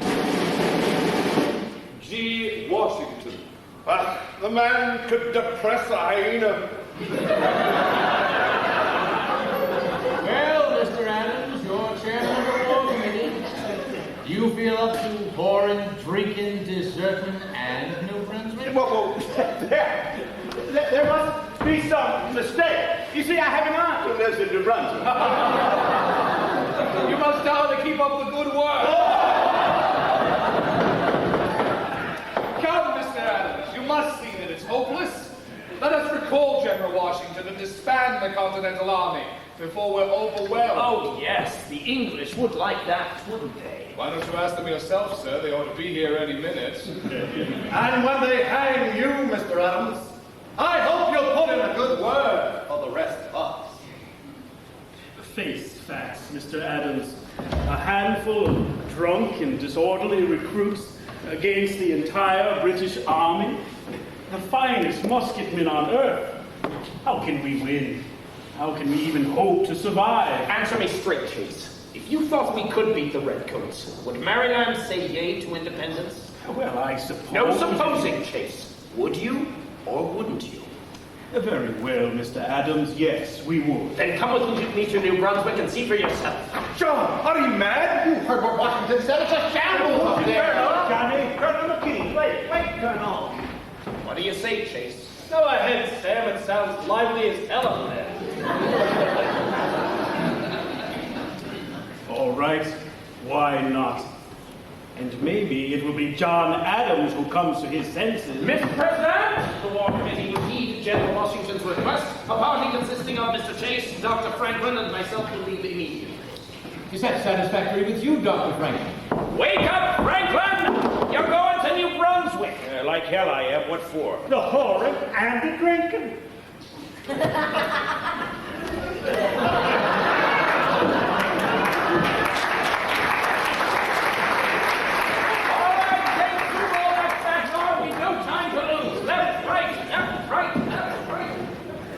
Mr. McNair, all this talk of independence has left a certain foulness in the air. My friends and I would appreciate it if you would open some windows. What about the flies? The windows, Mr. McNair. Open the windows. Close the windows. Sweet Jesus.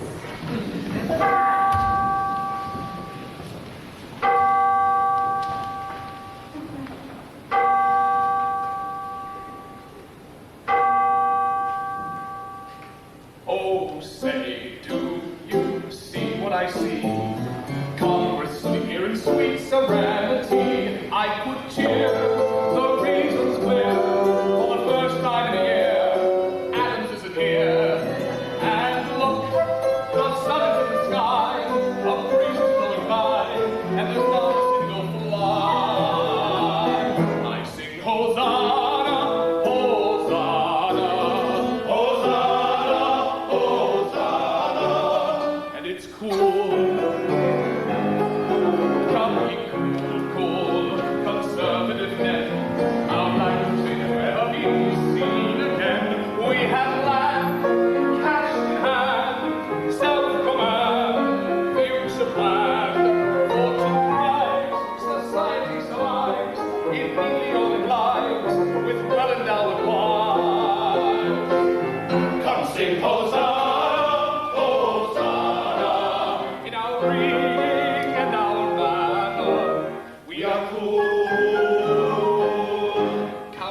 Cool, cool, considerate set.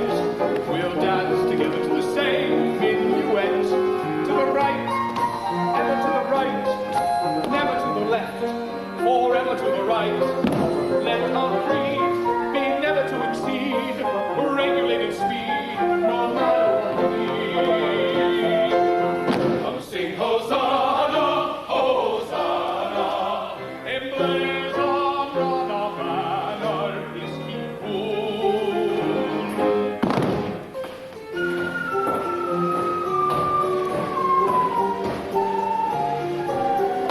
To the right, ever to the right, never to the left, forever to the right. Hands attached, tightly latched, everybody match. I have a good plan. From the Commander, Army of the United Colonies in New York, dispatch number 1158. To the Honorable Congress, John Hancock, President, dear sir. I awoke this morning to find that General Howe has landed 25,000 British regulars and Hessian mercenaries on Staten Island, and that the fleet, under the command of his brother, Admiral Lord Howe, controls not only the Hudson and East Rivers, but New York Harbor, which now looks like all of London afloat. I can no longer, in good conscience, withhold from the Congress my certainty that the British military object at this time is Philadelphia. Happy should I be if I could see the means of preventing them. But at present, I confess I do not. Oh, how I wish I had never seen the Continental Army. I would have done better to retire to the back country and live in a wigwam. Your obedient, G. Washington.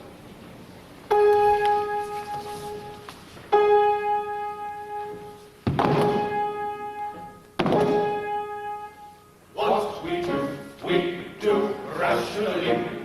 We never go off half-cocked, not we. Why begin till we know that we can win? And if we cannot win, why bother to begin? We say this game's not about losing. Why should we risk losing? We cool men. Ah, Mr. Hancock, you're a man of property, one of us. Why don't you join us in our minuet? Why do you persist on dancing with Mr. Adams? Good Lord, sir, you don't even like him. That is true. He annoys me quite a lot, but still I'd rather trot to Mr. Adams do go on. But why, sir? For personal glory, for a place in history. Be careful, sir. History will brand Mr. Adams and his followers as traitors. Traitors to what, Mr. Dickinson? The British Crown or the British half-crown? Unfortunately, there are not enough men of property in America to dictate policy. Well, perhaps not. But don't forget that most men with nothing would rather protect the possibility of becoming rich than face the reality of being poor. And that is why they will follow us. To the right, never to the right, never to the left, forever to the right. Where there's gold, a bucket that will hold, tradition that is old, reluctant to be bold. I sing Hosanna, Hosanna, in a sane and lucid manner. We are cold, we're the cold, cold, considerate men, who like make enemies see the head with our land.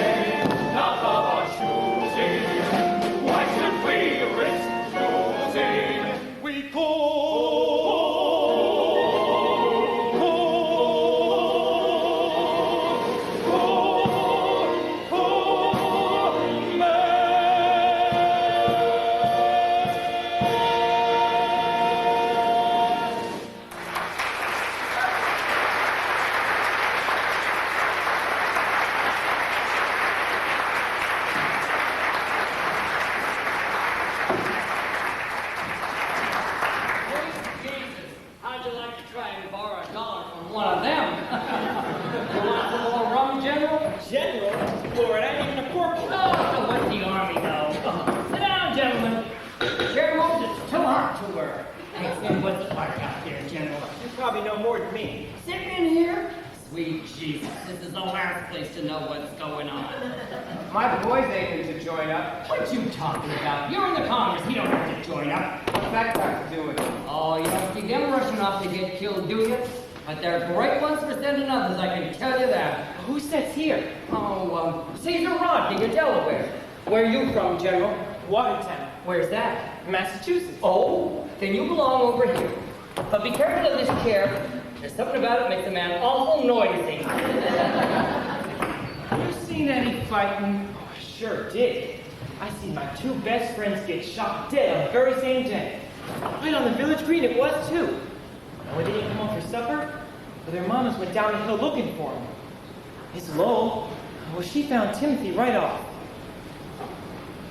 But Miss Pickett, she looked near half the night for Willow. Was he gonna caught off the green before he died?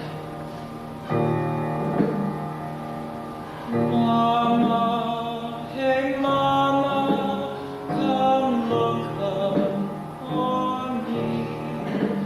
I'm here in the meadow by the red maple tree.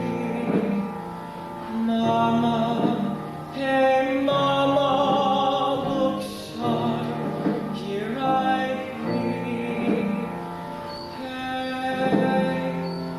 Hey, mama, look sharp. Them soldiers, they fired. Oh, ma, did we run? Then we turned round and the battle begun. Then I went under. Oh, ma, am I done? Hey, mama, look sharp. My eyes are wide open, my face to the sky. Is that you I'm hearing in the tall grass nearby?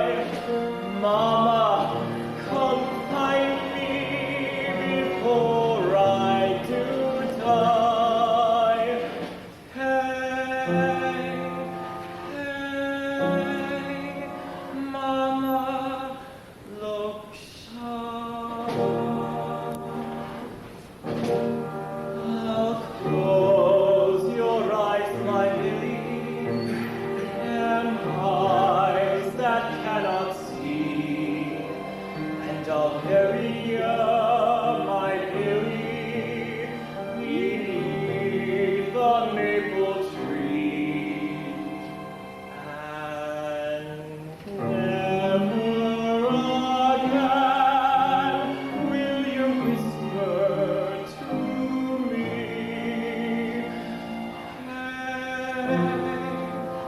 Hey, oh mama, look sharp.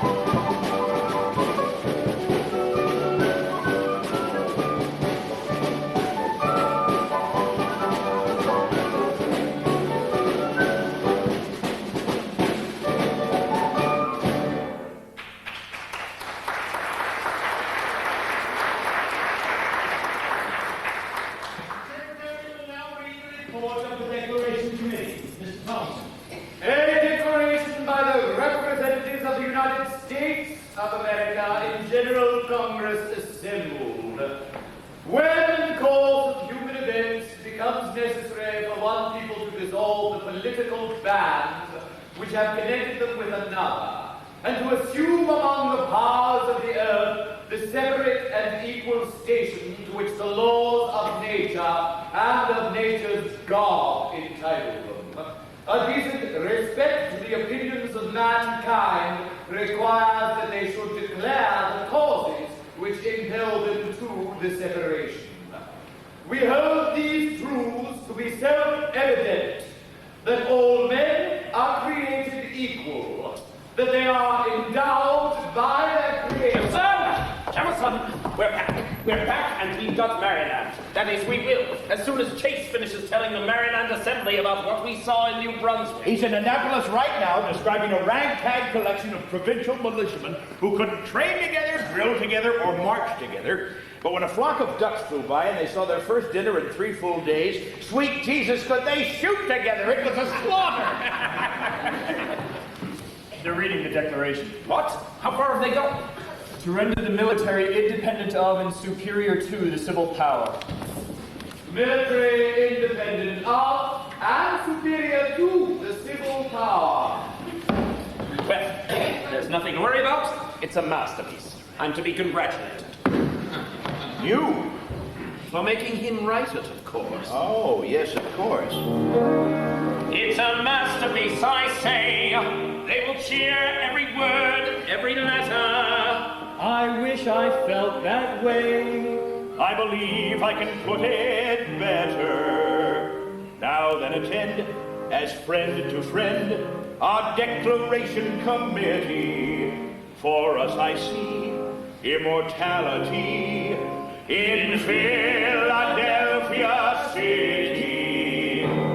A farmer, a lawyer, and a sage, a bit gouty in the leg.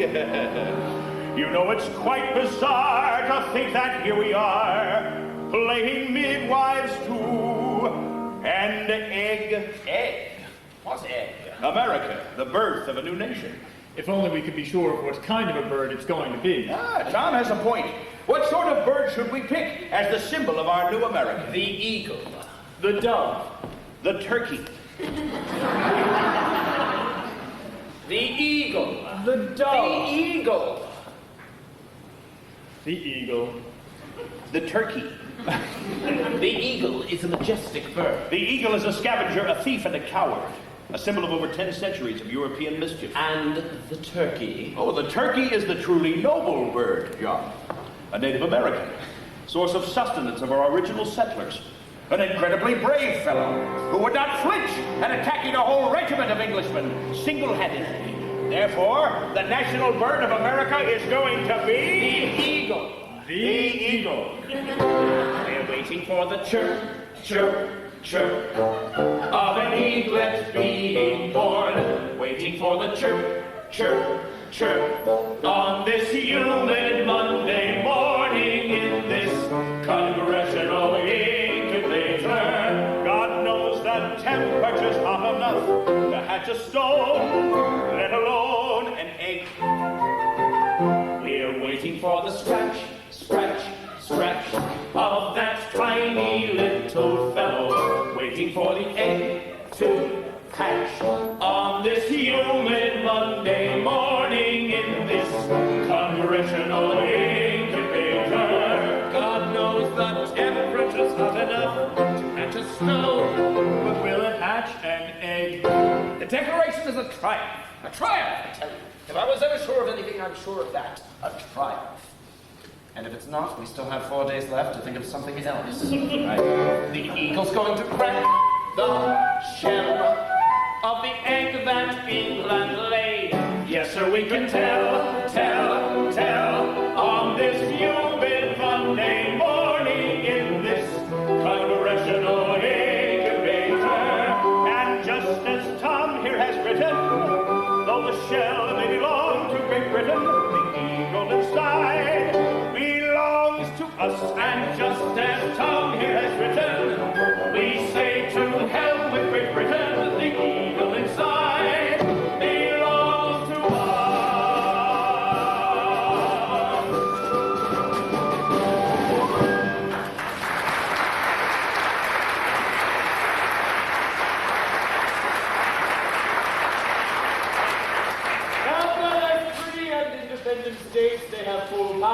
any war, conclude peace, contract alliances, establish commerce, and to do all other acts and things which independent states may outright do. And for the support of this declaration, we mutually pledge to each other our lives, our fortunes, and our sacred honor. Very well. Thank you, Mr. Thompson. Congress has heard the report of the Declaration Committee. Are there any who would offer deletions, amendments, alterations to the document? Mr. President. McNair, you would better open a window. Colonel McGee, I saw your hand first. Tom, it's a bonny paper you've written, but somewhere in it you mentioned Scottish and foreign mercenaries sent to destroy us. Scottish, Tom. It's in reference to a Highland regiment that stood against us at Boston. More likely it was Germans wearing kilts to disguise their reindeer. I ask you to remove the word and avoid giving offense to a good people. Mr. Jefferson. Mr. President. Thank you, sir. Jefferson, nowhere do you mention the Supreme Being. Now, certainly, this must have been an oversight. How could we possibly hope to achieve victory without his help?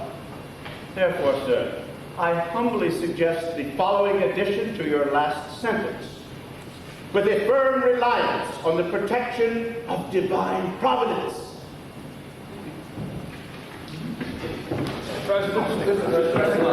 Mr. Reed.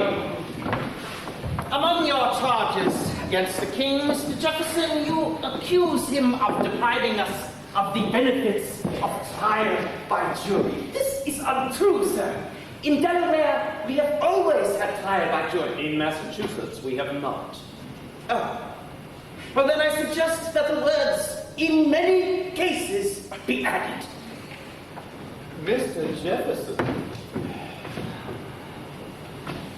In many cases, brilliant! I suppose every time you see those three words, your puny little chest is swell with pride over your great historical contribution. It's far more memorable than your unprincipled whitewash of that race of barbarians. Mr. Reed, Colonel McGee, that's enough. Mr. President. Mr. Hopkins. No objections, Johnny. I'm just trying to get a drink. I should have known. McNair, get him a drink. President. Dr. Mark. Thank you. Mr. Jefferson, I beg you to remember that we still have friends in England. I see no point in antagonizing them with such phrases as unfeeling brethren and enemies in war. Our quarrel is with the British king, not with the British people. Oh, be sensible, Bartlett. Remove those phrases and the entire paragraph becomes meaningless. And it so happens it's among the most stirring and poetic in the entire bunch. We're a Congress, not a literary society, Mr. Adams. I ask the entire paragraph be stricken. Mr. Jefferson. Oh, God, Jefferson, don't you ever intend to speak up for your own work?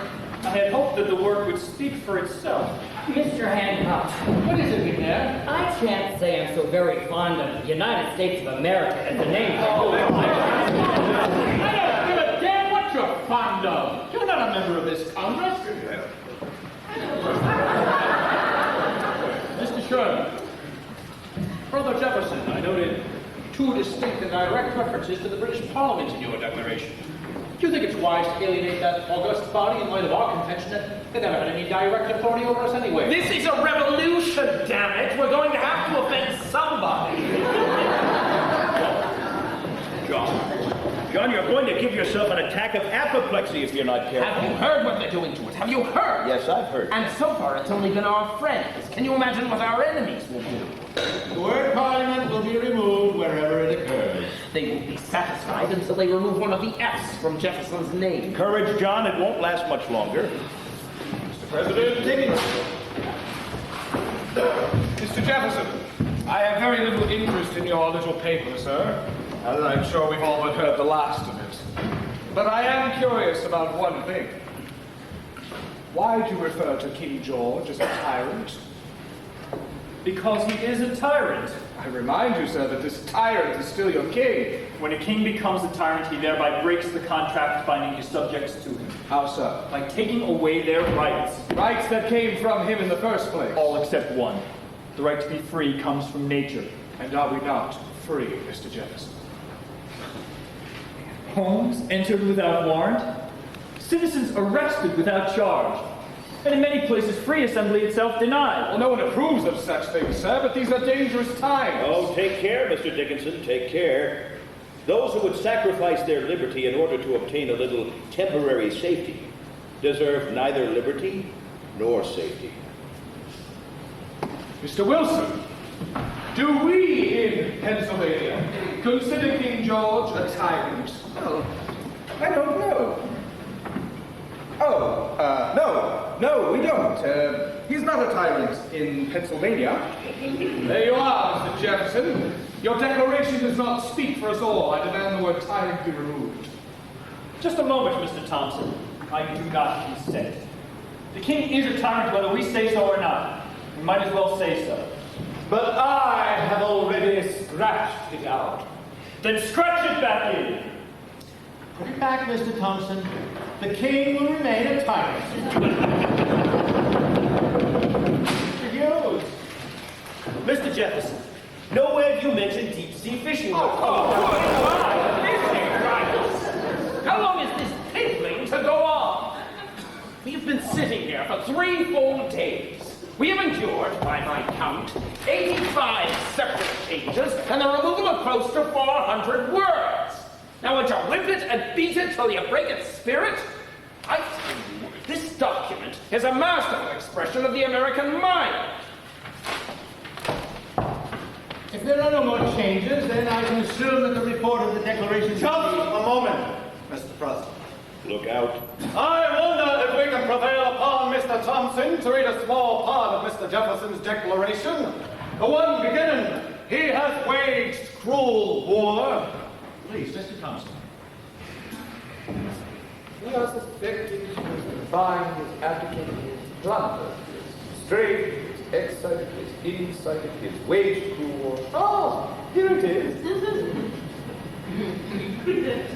He has waged cruel war against human nature itself in the persons of a distant people who never offended him, captivating and carrying them into slavery in another hemisphere.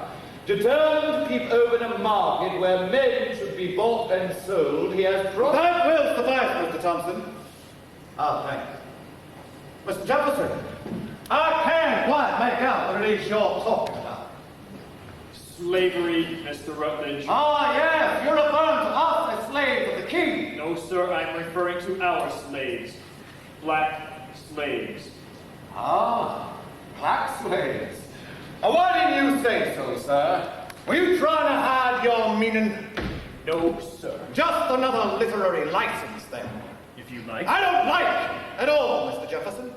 To us in South Carolina, black slavery is a peculiar institution and a cherished way of life. Nevertheless, we must abolish it. Nothing is more certainly written in the Book of Fate than that this people shall be free. I am not concerned with the Book of Fate right now, sir. I am more concerned with what's written in your little paper there. That little paper there deals with freedom for Americans.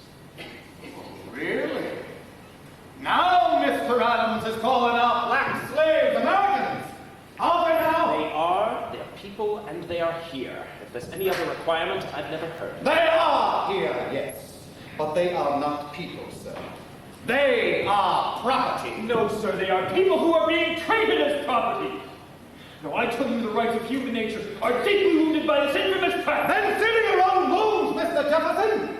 For you are a practitioner, are you not? I have already resolved to release my slaves. And I'm sorry, sir. Will you also resolve the ruination of your personal economy? Economy. Always economy.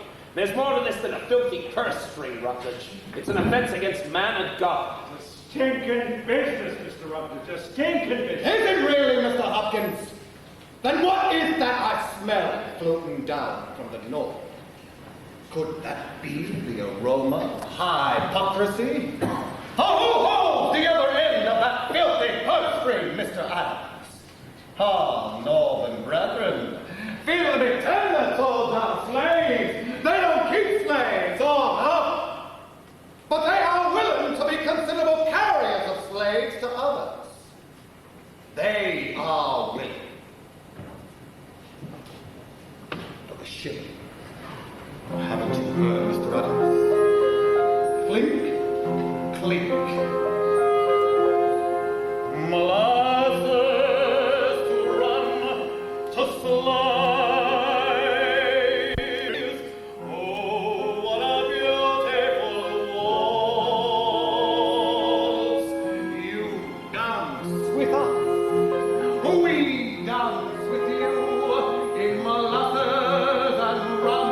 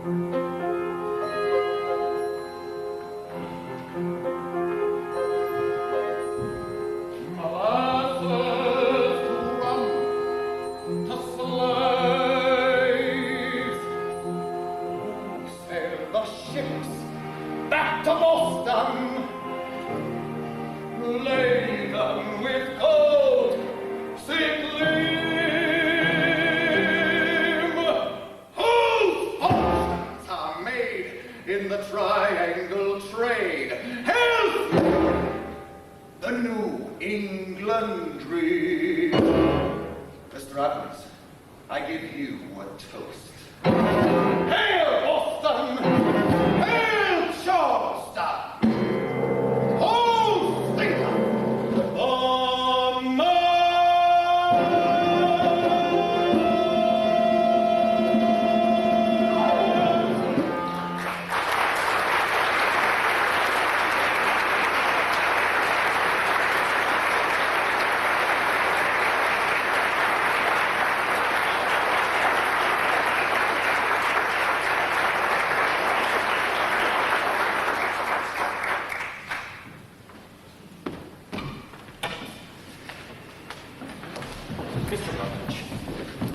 Mr. Hughes. Dr. Hall.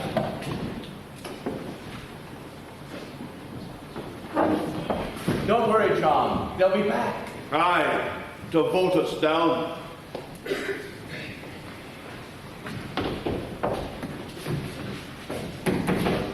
It's done! Adams, Franklin, I have it! And the Maryland Assemblies approved it. I told them of one of the greatest military engagements in history against the Falcons.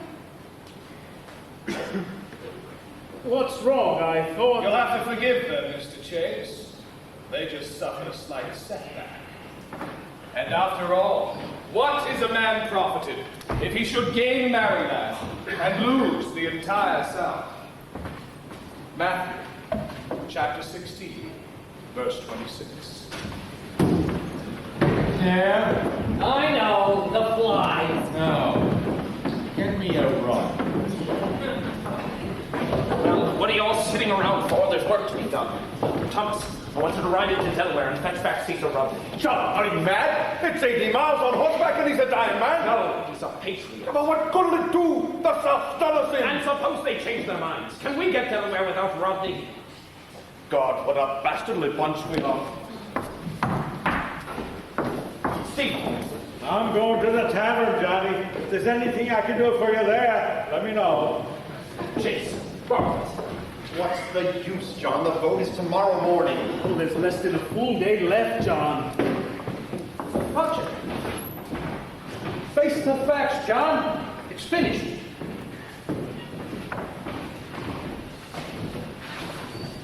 I'm sorry, John.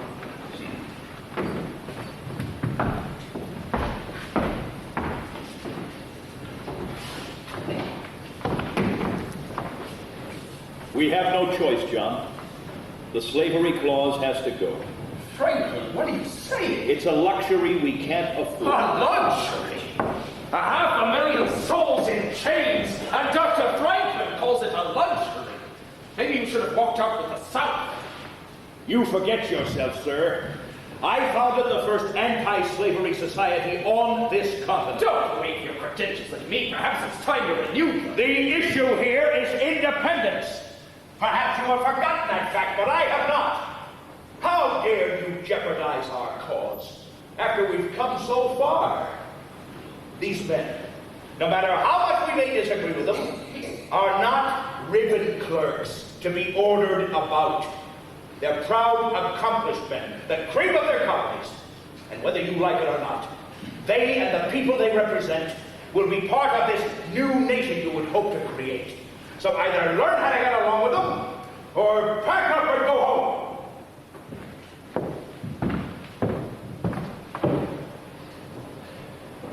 In any case, stop acting like a Boston fishwife. Good God, what's happened to me? John Adams, the great John Adams, the wise man of the East. What have I come to? My law practice down the pipe, my farm mortgaged to the hilt. At a stage in life when other men prosper, I'm reduced to living in Philadelphia. Philadelphia. Oh, Abigail, what am I going to do? Do, John? I need your help. You don't usually ask my advice. Yes, well, there doesn't appear to be anyone else right now. Very well then, John. What is it? The entire South has walked out of this Congress. General Washington is on the verge of total annihilation. The precious cause for which I've labored these several years has come to nothing, and it seems I am obnoxious and disliked. Nonsense, John. That I am unwilling to face reality. Foolishness. That I am pig-headed. Ah, well, I'm afraid you have me there, John. You are pig-headed. Has it been any kind of a life for you, Abigail? God knows I haven't given you much. I never asked for more, John. After all, I am Mrs. John Adams. That's quite a lot for one lifetime. Is it, Abby? Think of it, John. To be the one married to the man who was always first in line to be hanged. Yes, the agitator. What is it, Abigail? You must tell me what it is. I've always been dissatisfied, I know that, but lately I find that I reek of discontentment. It fills my throat and floods my brain, and lately I fear there's no longer a dream, but only the discontentment. Oh, John, can you really know so little about yourself? And can you think so little of me that you'd believe that I would marry the man you've just described? Have you forgotten what you used to say to me, John? I haven't. Commitment, Abby. Commitment. There are only two creatures of value on the face of this earth. Those with a commitment, and those who require the commitment of others. Do you remember, John? I remember. Mr. Adams! What? These are for you! Just a minute, what are they? What's in them? Who sent them? Compliments of the convoy ladies coffee club, and the sisterhood of the Truro synagogue, and the Friday evening Baptist sewing circle, and the holy Christian sisters of St. Clair, all for you.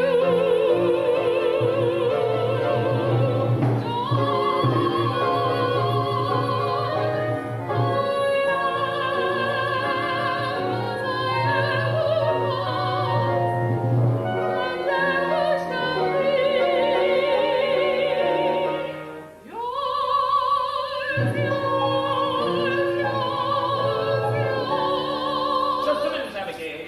What's in those kegs? Saltpeter John.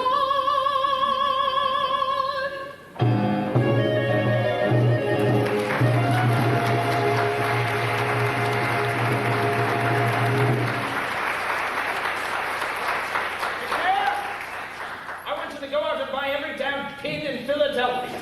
Pin? What kind of pin? I don't know, whatever ladies use for their sewing. And take those kegs to the armory. Hurry now. Just, Frank, what are you sitting around? John, haven't you heard a word I've said?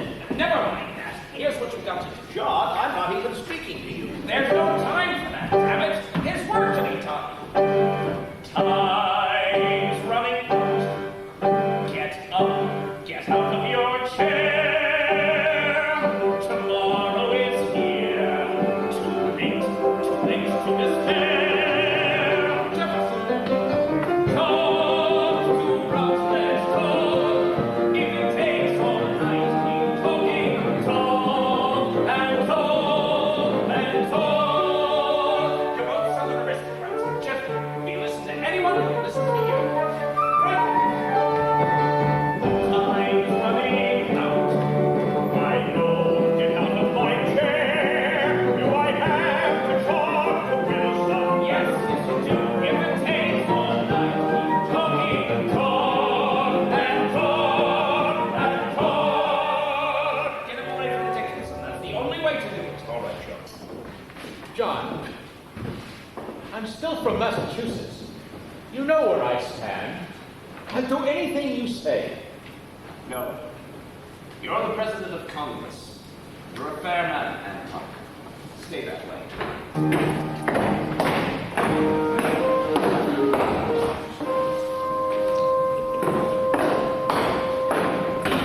Tell me, Mr. Thompson, out of curiosity, do you stand with Mr. Dickens? Or do you stand with me? I stand with the General. Lately, I've had the oddest feeling he's been writing to me. I have been in expectation of receiving a reply on the subject of my last 15 dispatches. Is anybody there? Does anybody care?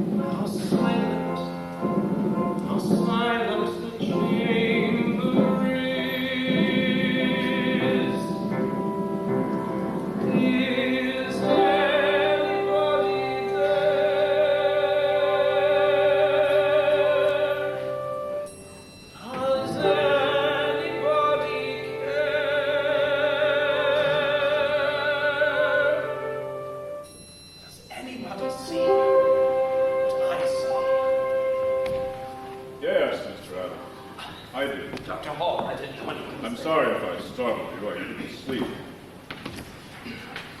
In trying to resolve my dilemma, I remembered something I'd once read. That a representative owes the people not only his industry, but his judgment. And he betrays them if he sacrifices it to their opinion. It was written by Edmund Burke, a member of the British Parliament.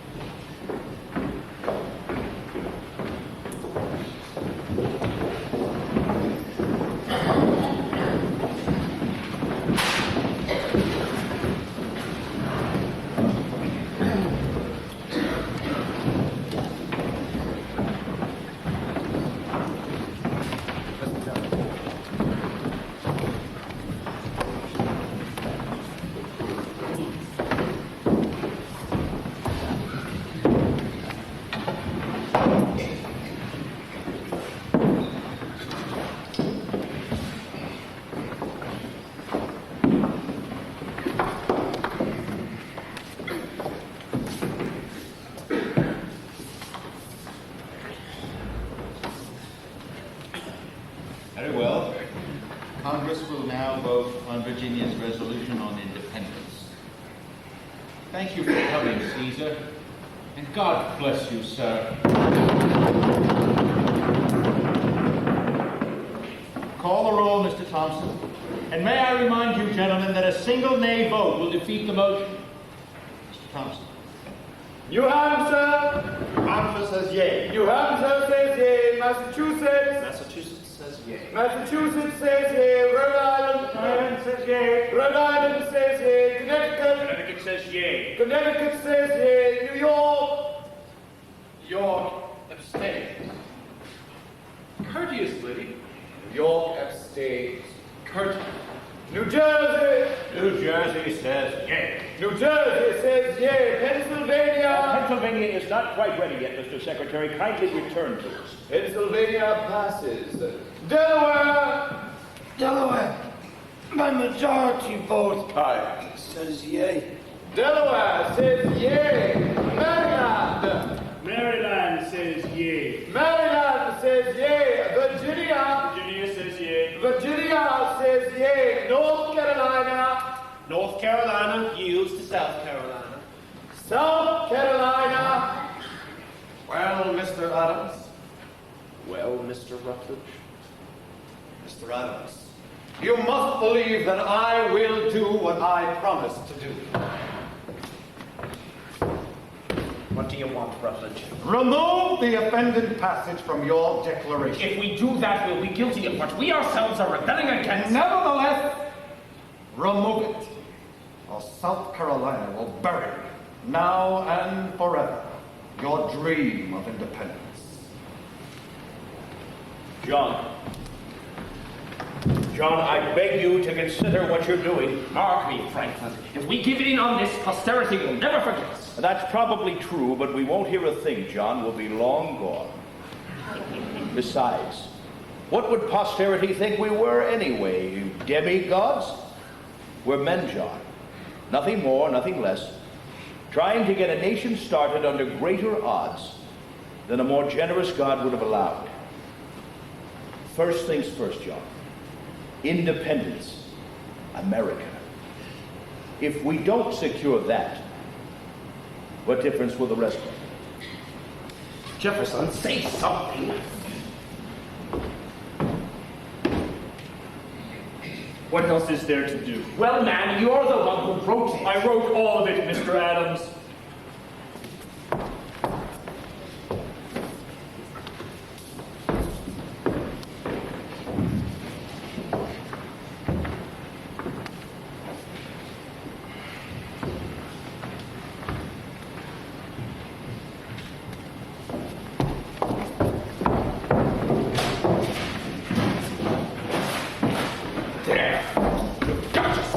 Rutledge, a little good may do you.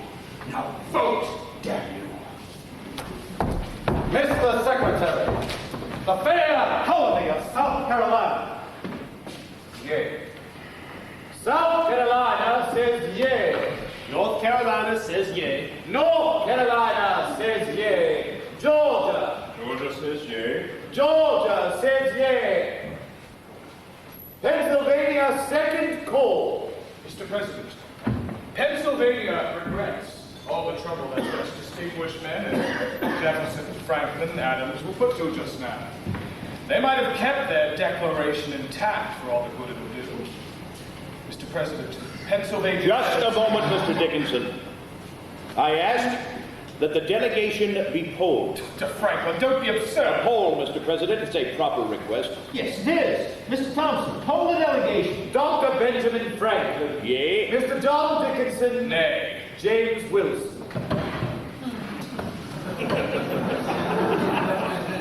Judge Wilson? Well, there you are, Mr. Wilson. It's all up to you now. The whole question of American independence rests squarely on your shoulders. An entirely new nation, waiting to be born or to die in birth, all on your say-so. Which will it be, Mr. Wilson? Which will it be? Every mapmaker in the world is awaiting your decision. Come now, James, nothing has changed. We mustn't let Dr. Franklin create one of his confusions. The question is clear. Most questions are clear when someone else has to decide them. It would be a pity for a man who handed down hundreds of wise decisions from the bench to be remembered only for one unwise decision he made in Congress. James, you're keeping everybody waiting. The secretary has called for your vote. Please, don't push me, John. I know what you want me to do. Mr. Adams is correct about one thing. I'm the one who will be remembered for it. What do you mean? I'm different from you, John. I'm different from most of the men here. I don't want to be remembered. I just don't want the responsibility. And is that how new nations are formed?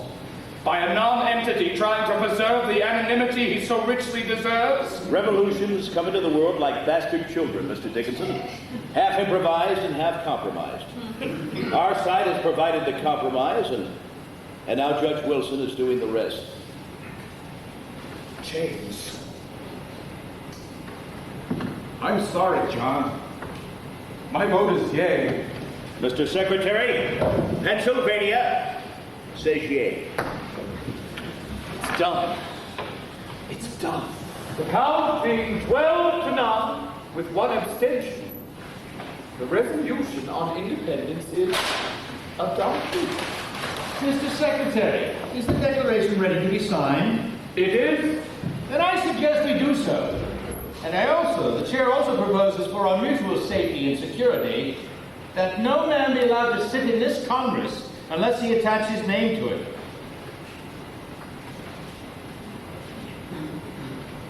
I'm sorry, Mr. President. I cannot in good faith sign such a document. I will never stop hoping for our eventual reconciliation with England. But because, in my own way, I regard America no less than does Mr. Adams, I will join the Continental Army and fight in her defense, even though I believe that fight to be hopeless. Goodbye, gentlemen. Gentlemen of the Congress, I say ye John Dickinson.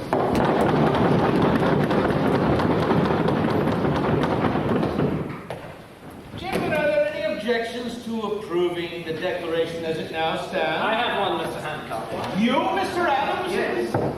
Mr. Jefferson, it so happens the word is unalienable, not inalienable. I'm sorry, Mr. Adams. Inalienable is correct. I happen to be a Harvard graduate, Mr. Jefferson. And I attended William and Mary, Mr. Adams. Gentlemen!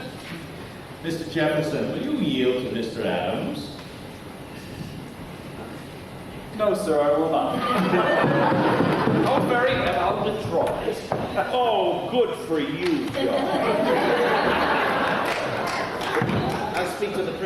later. Well, gentlemen, we are about to brave the storm in a skiff made of paper. How it will end, heaven only knows. It's a mighty large signature, Johnny. That's so Fat George in London can read it without his glasses. Well, step right up, gentlemen. Don't miss your opportunity to commit treason. Hancock's right. This is our ticket to the gallows. But there's no turning back now. Either we all hang together, or we'll all hang separately. Well, in that case, hanging won't be so bad. One snap and it'll all be over, just like that. But look at Reed there. He'll be dancing a jig long after I'm gone. Gentlemen, excuse me if I don't join in the merriment, but if we're arrested now, mine is the only name on the damn.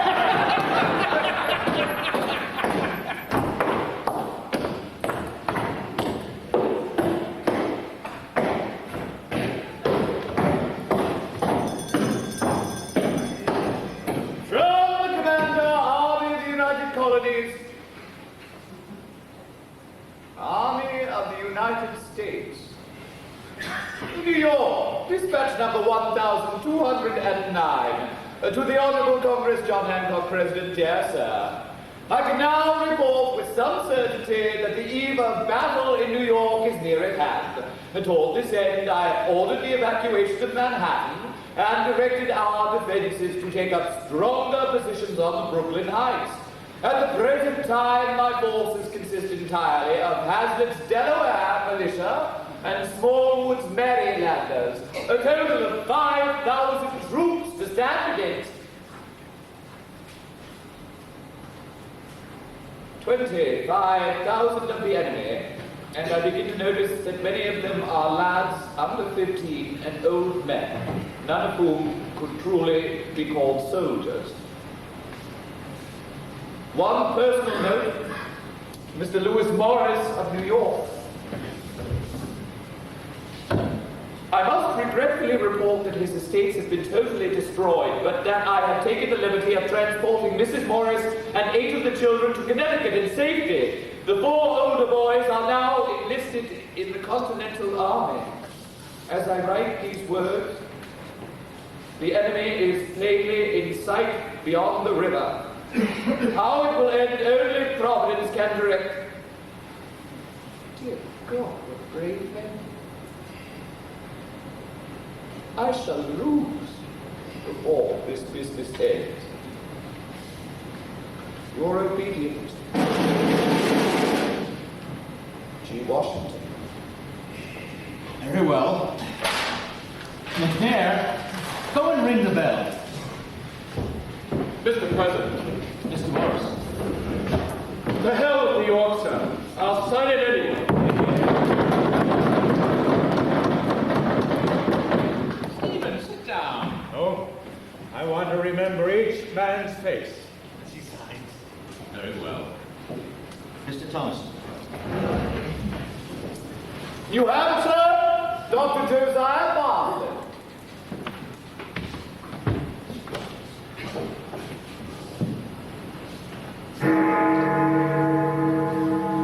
Massachusetts, Mr. John Adams.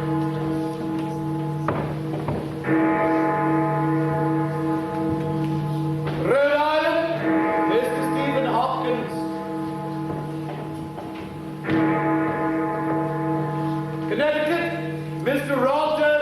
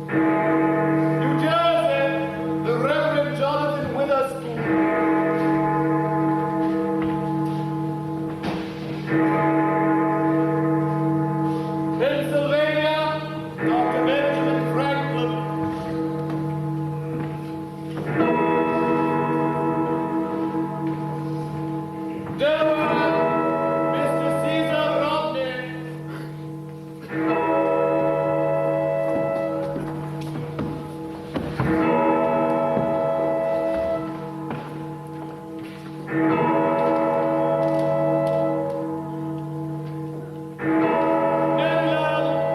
Mr. Samuel Chase.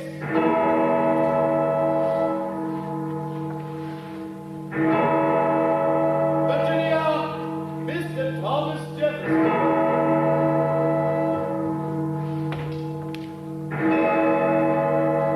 North Carolina, Mr. Tennessee Hugh. South Carolina, Mr. Edward Rutledge.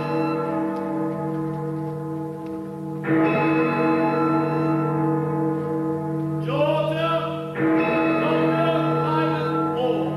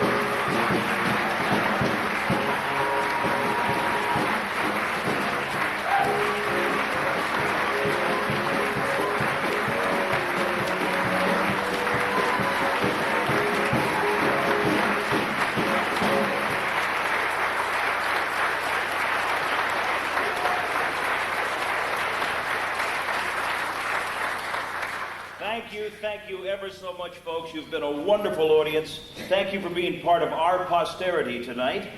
And here's how we feel about you.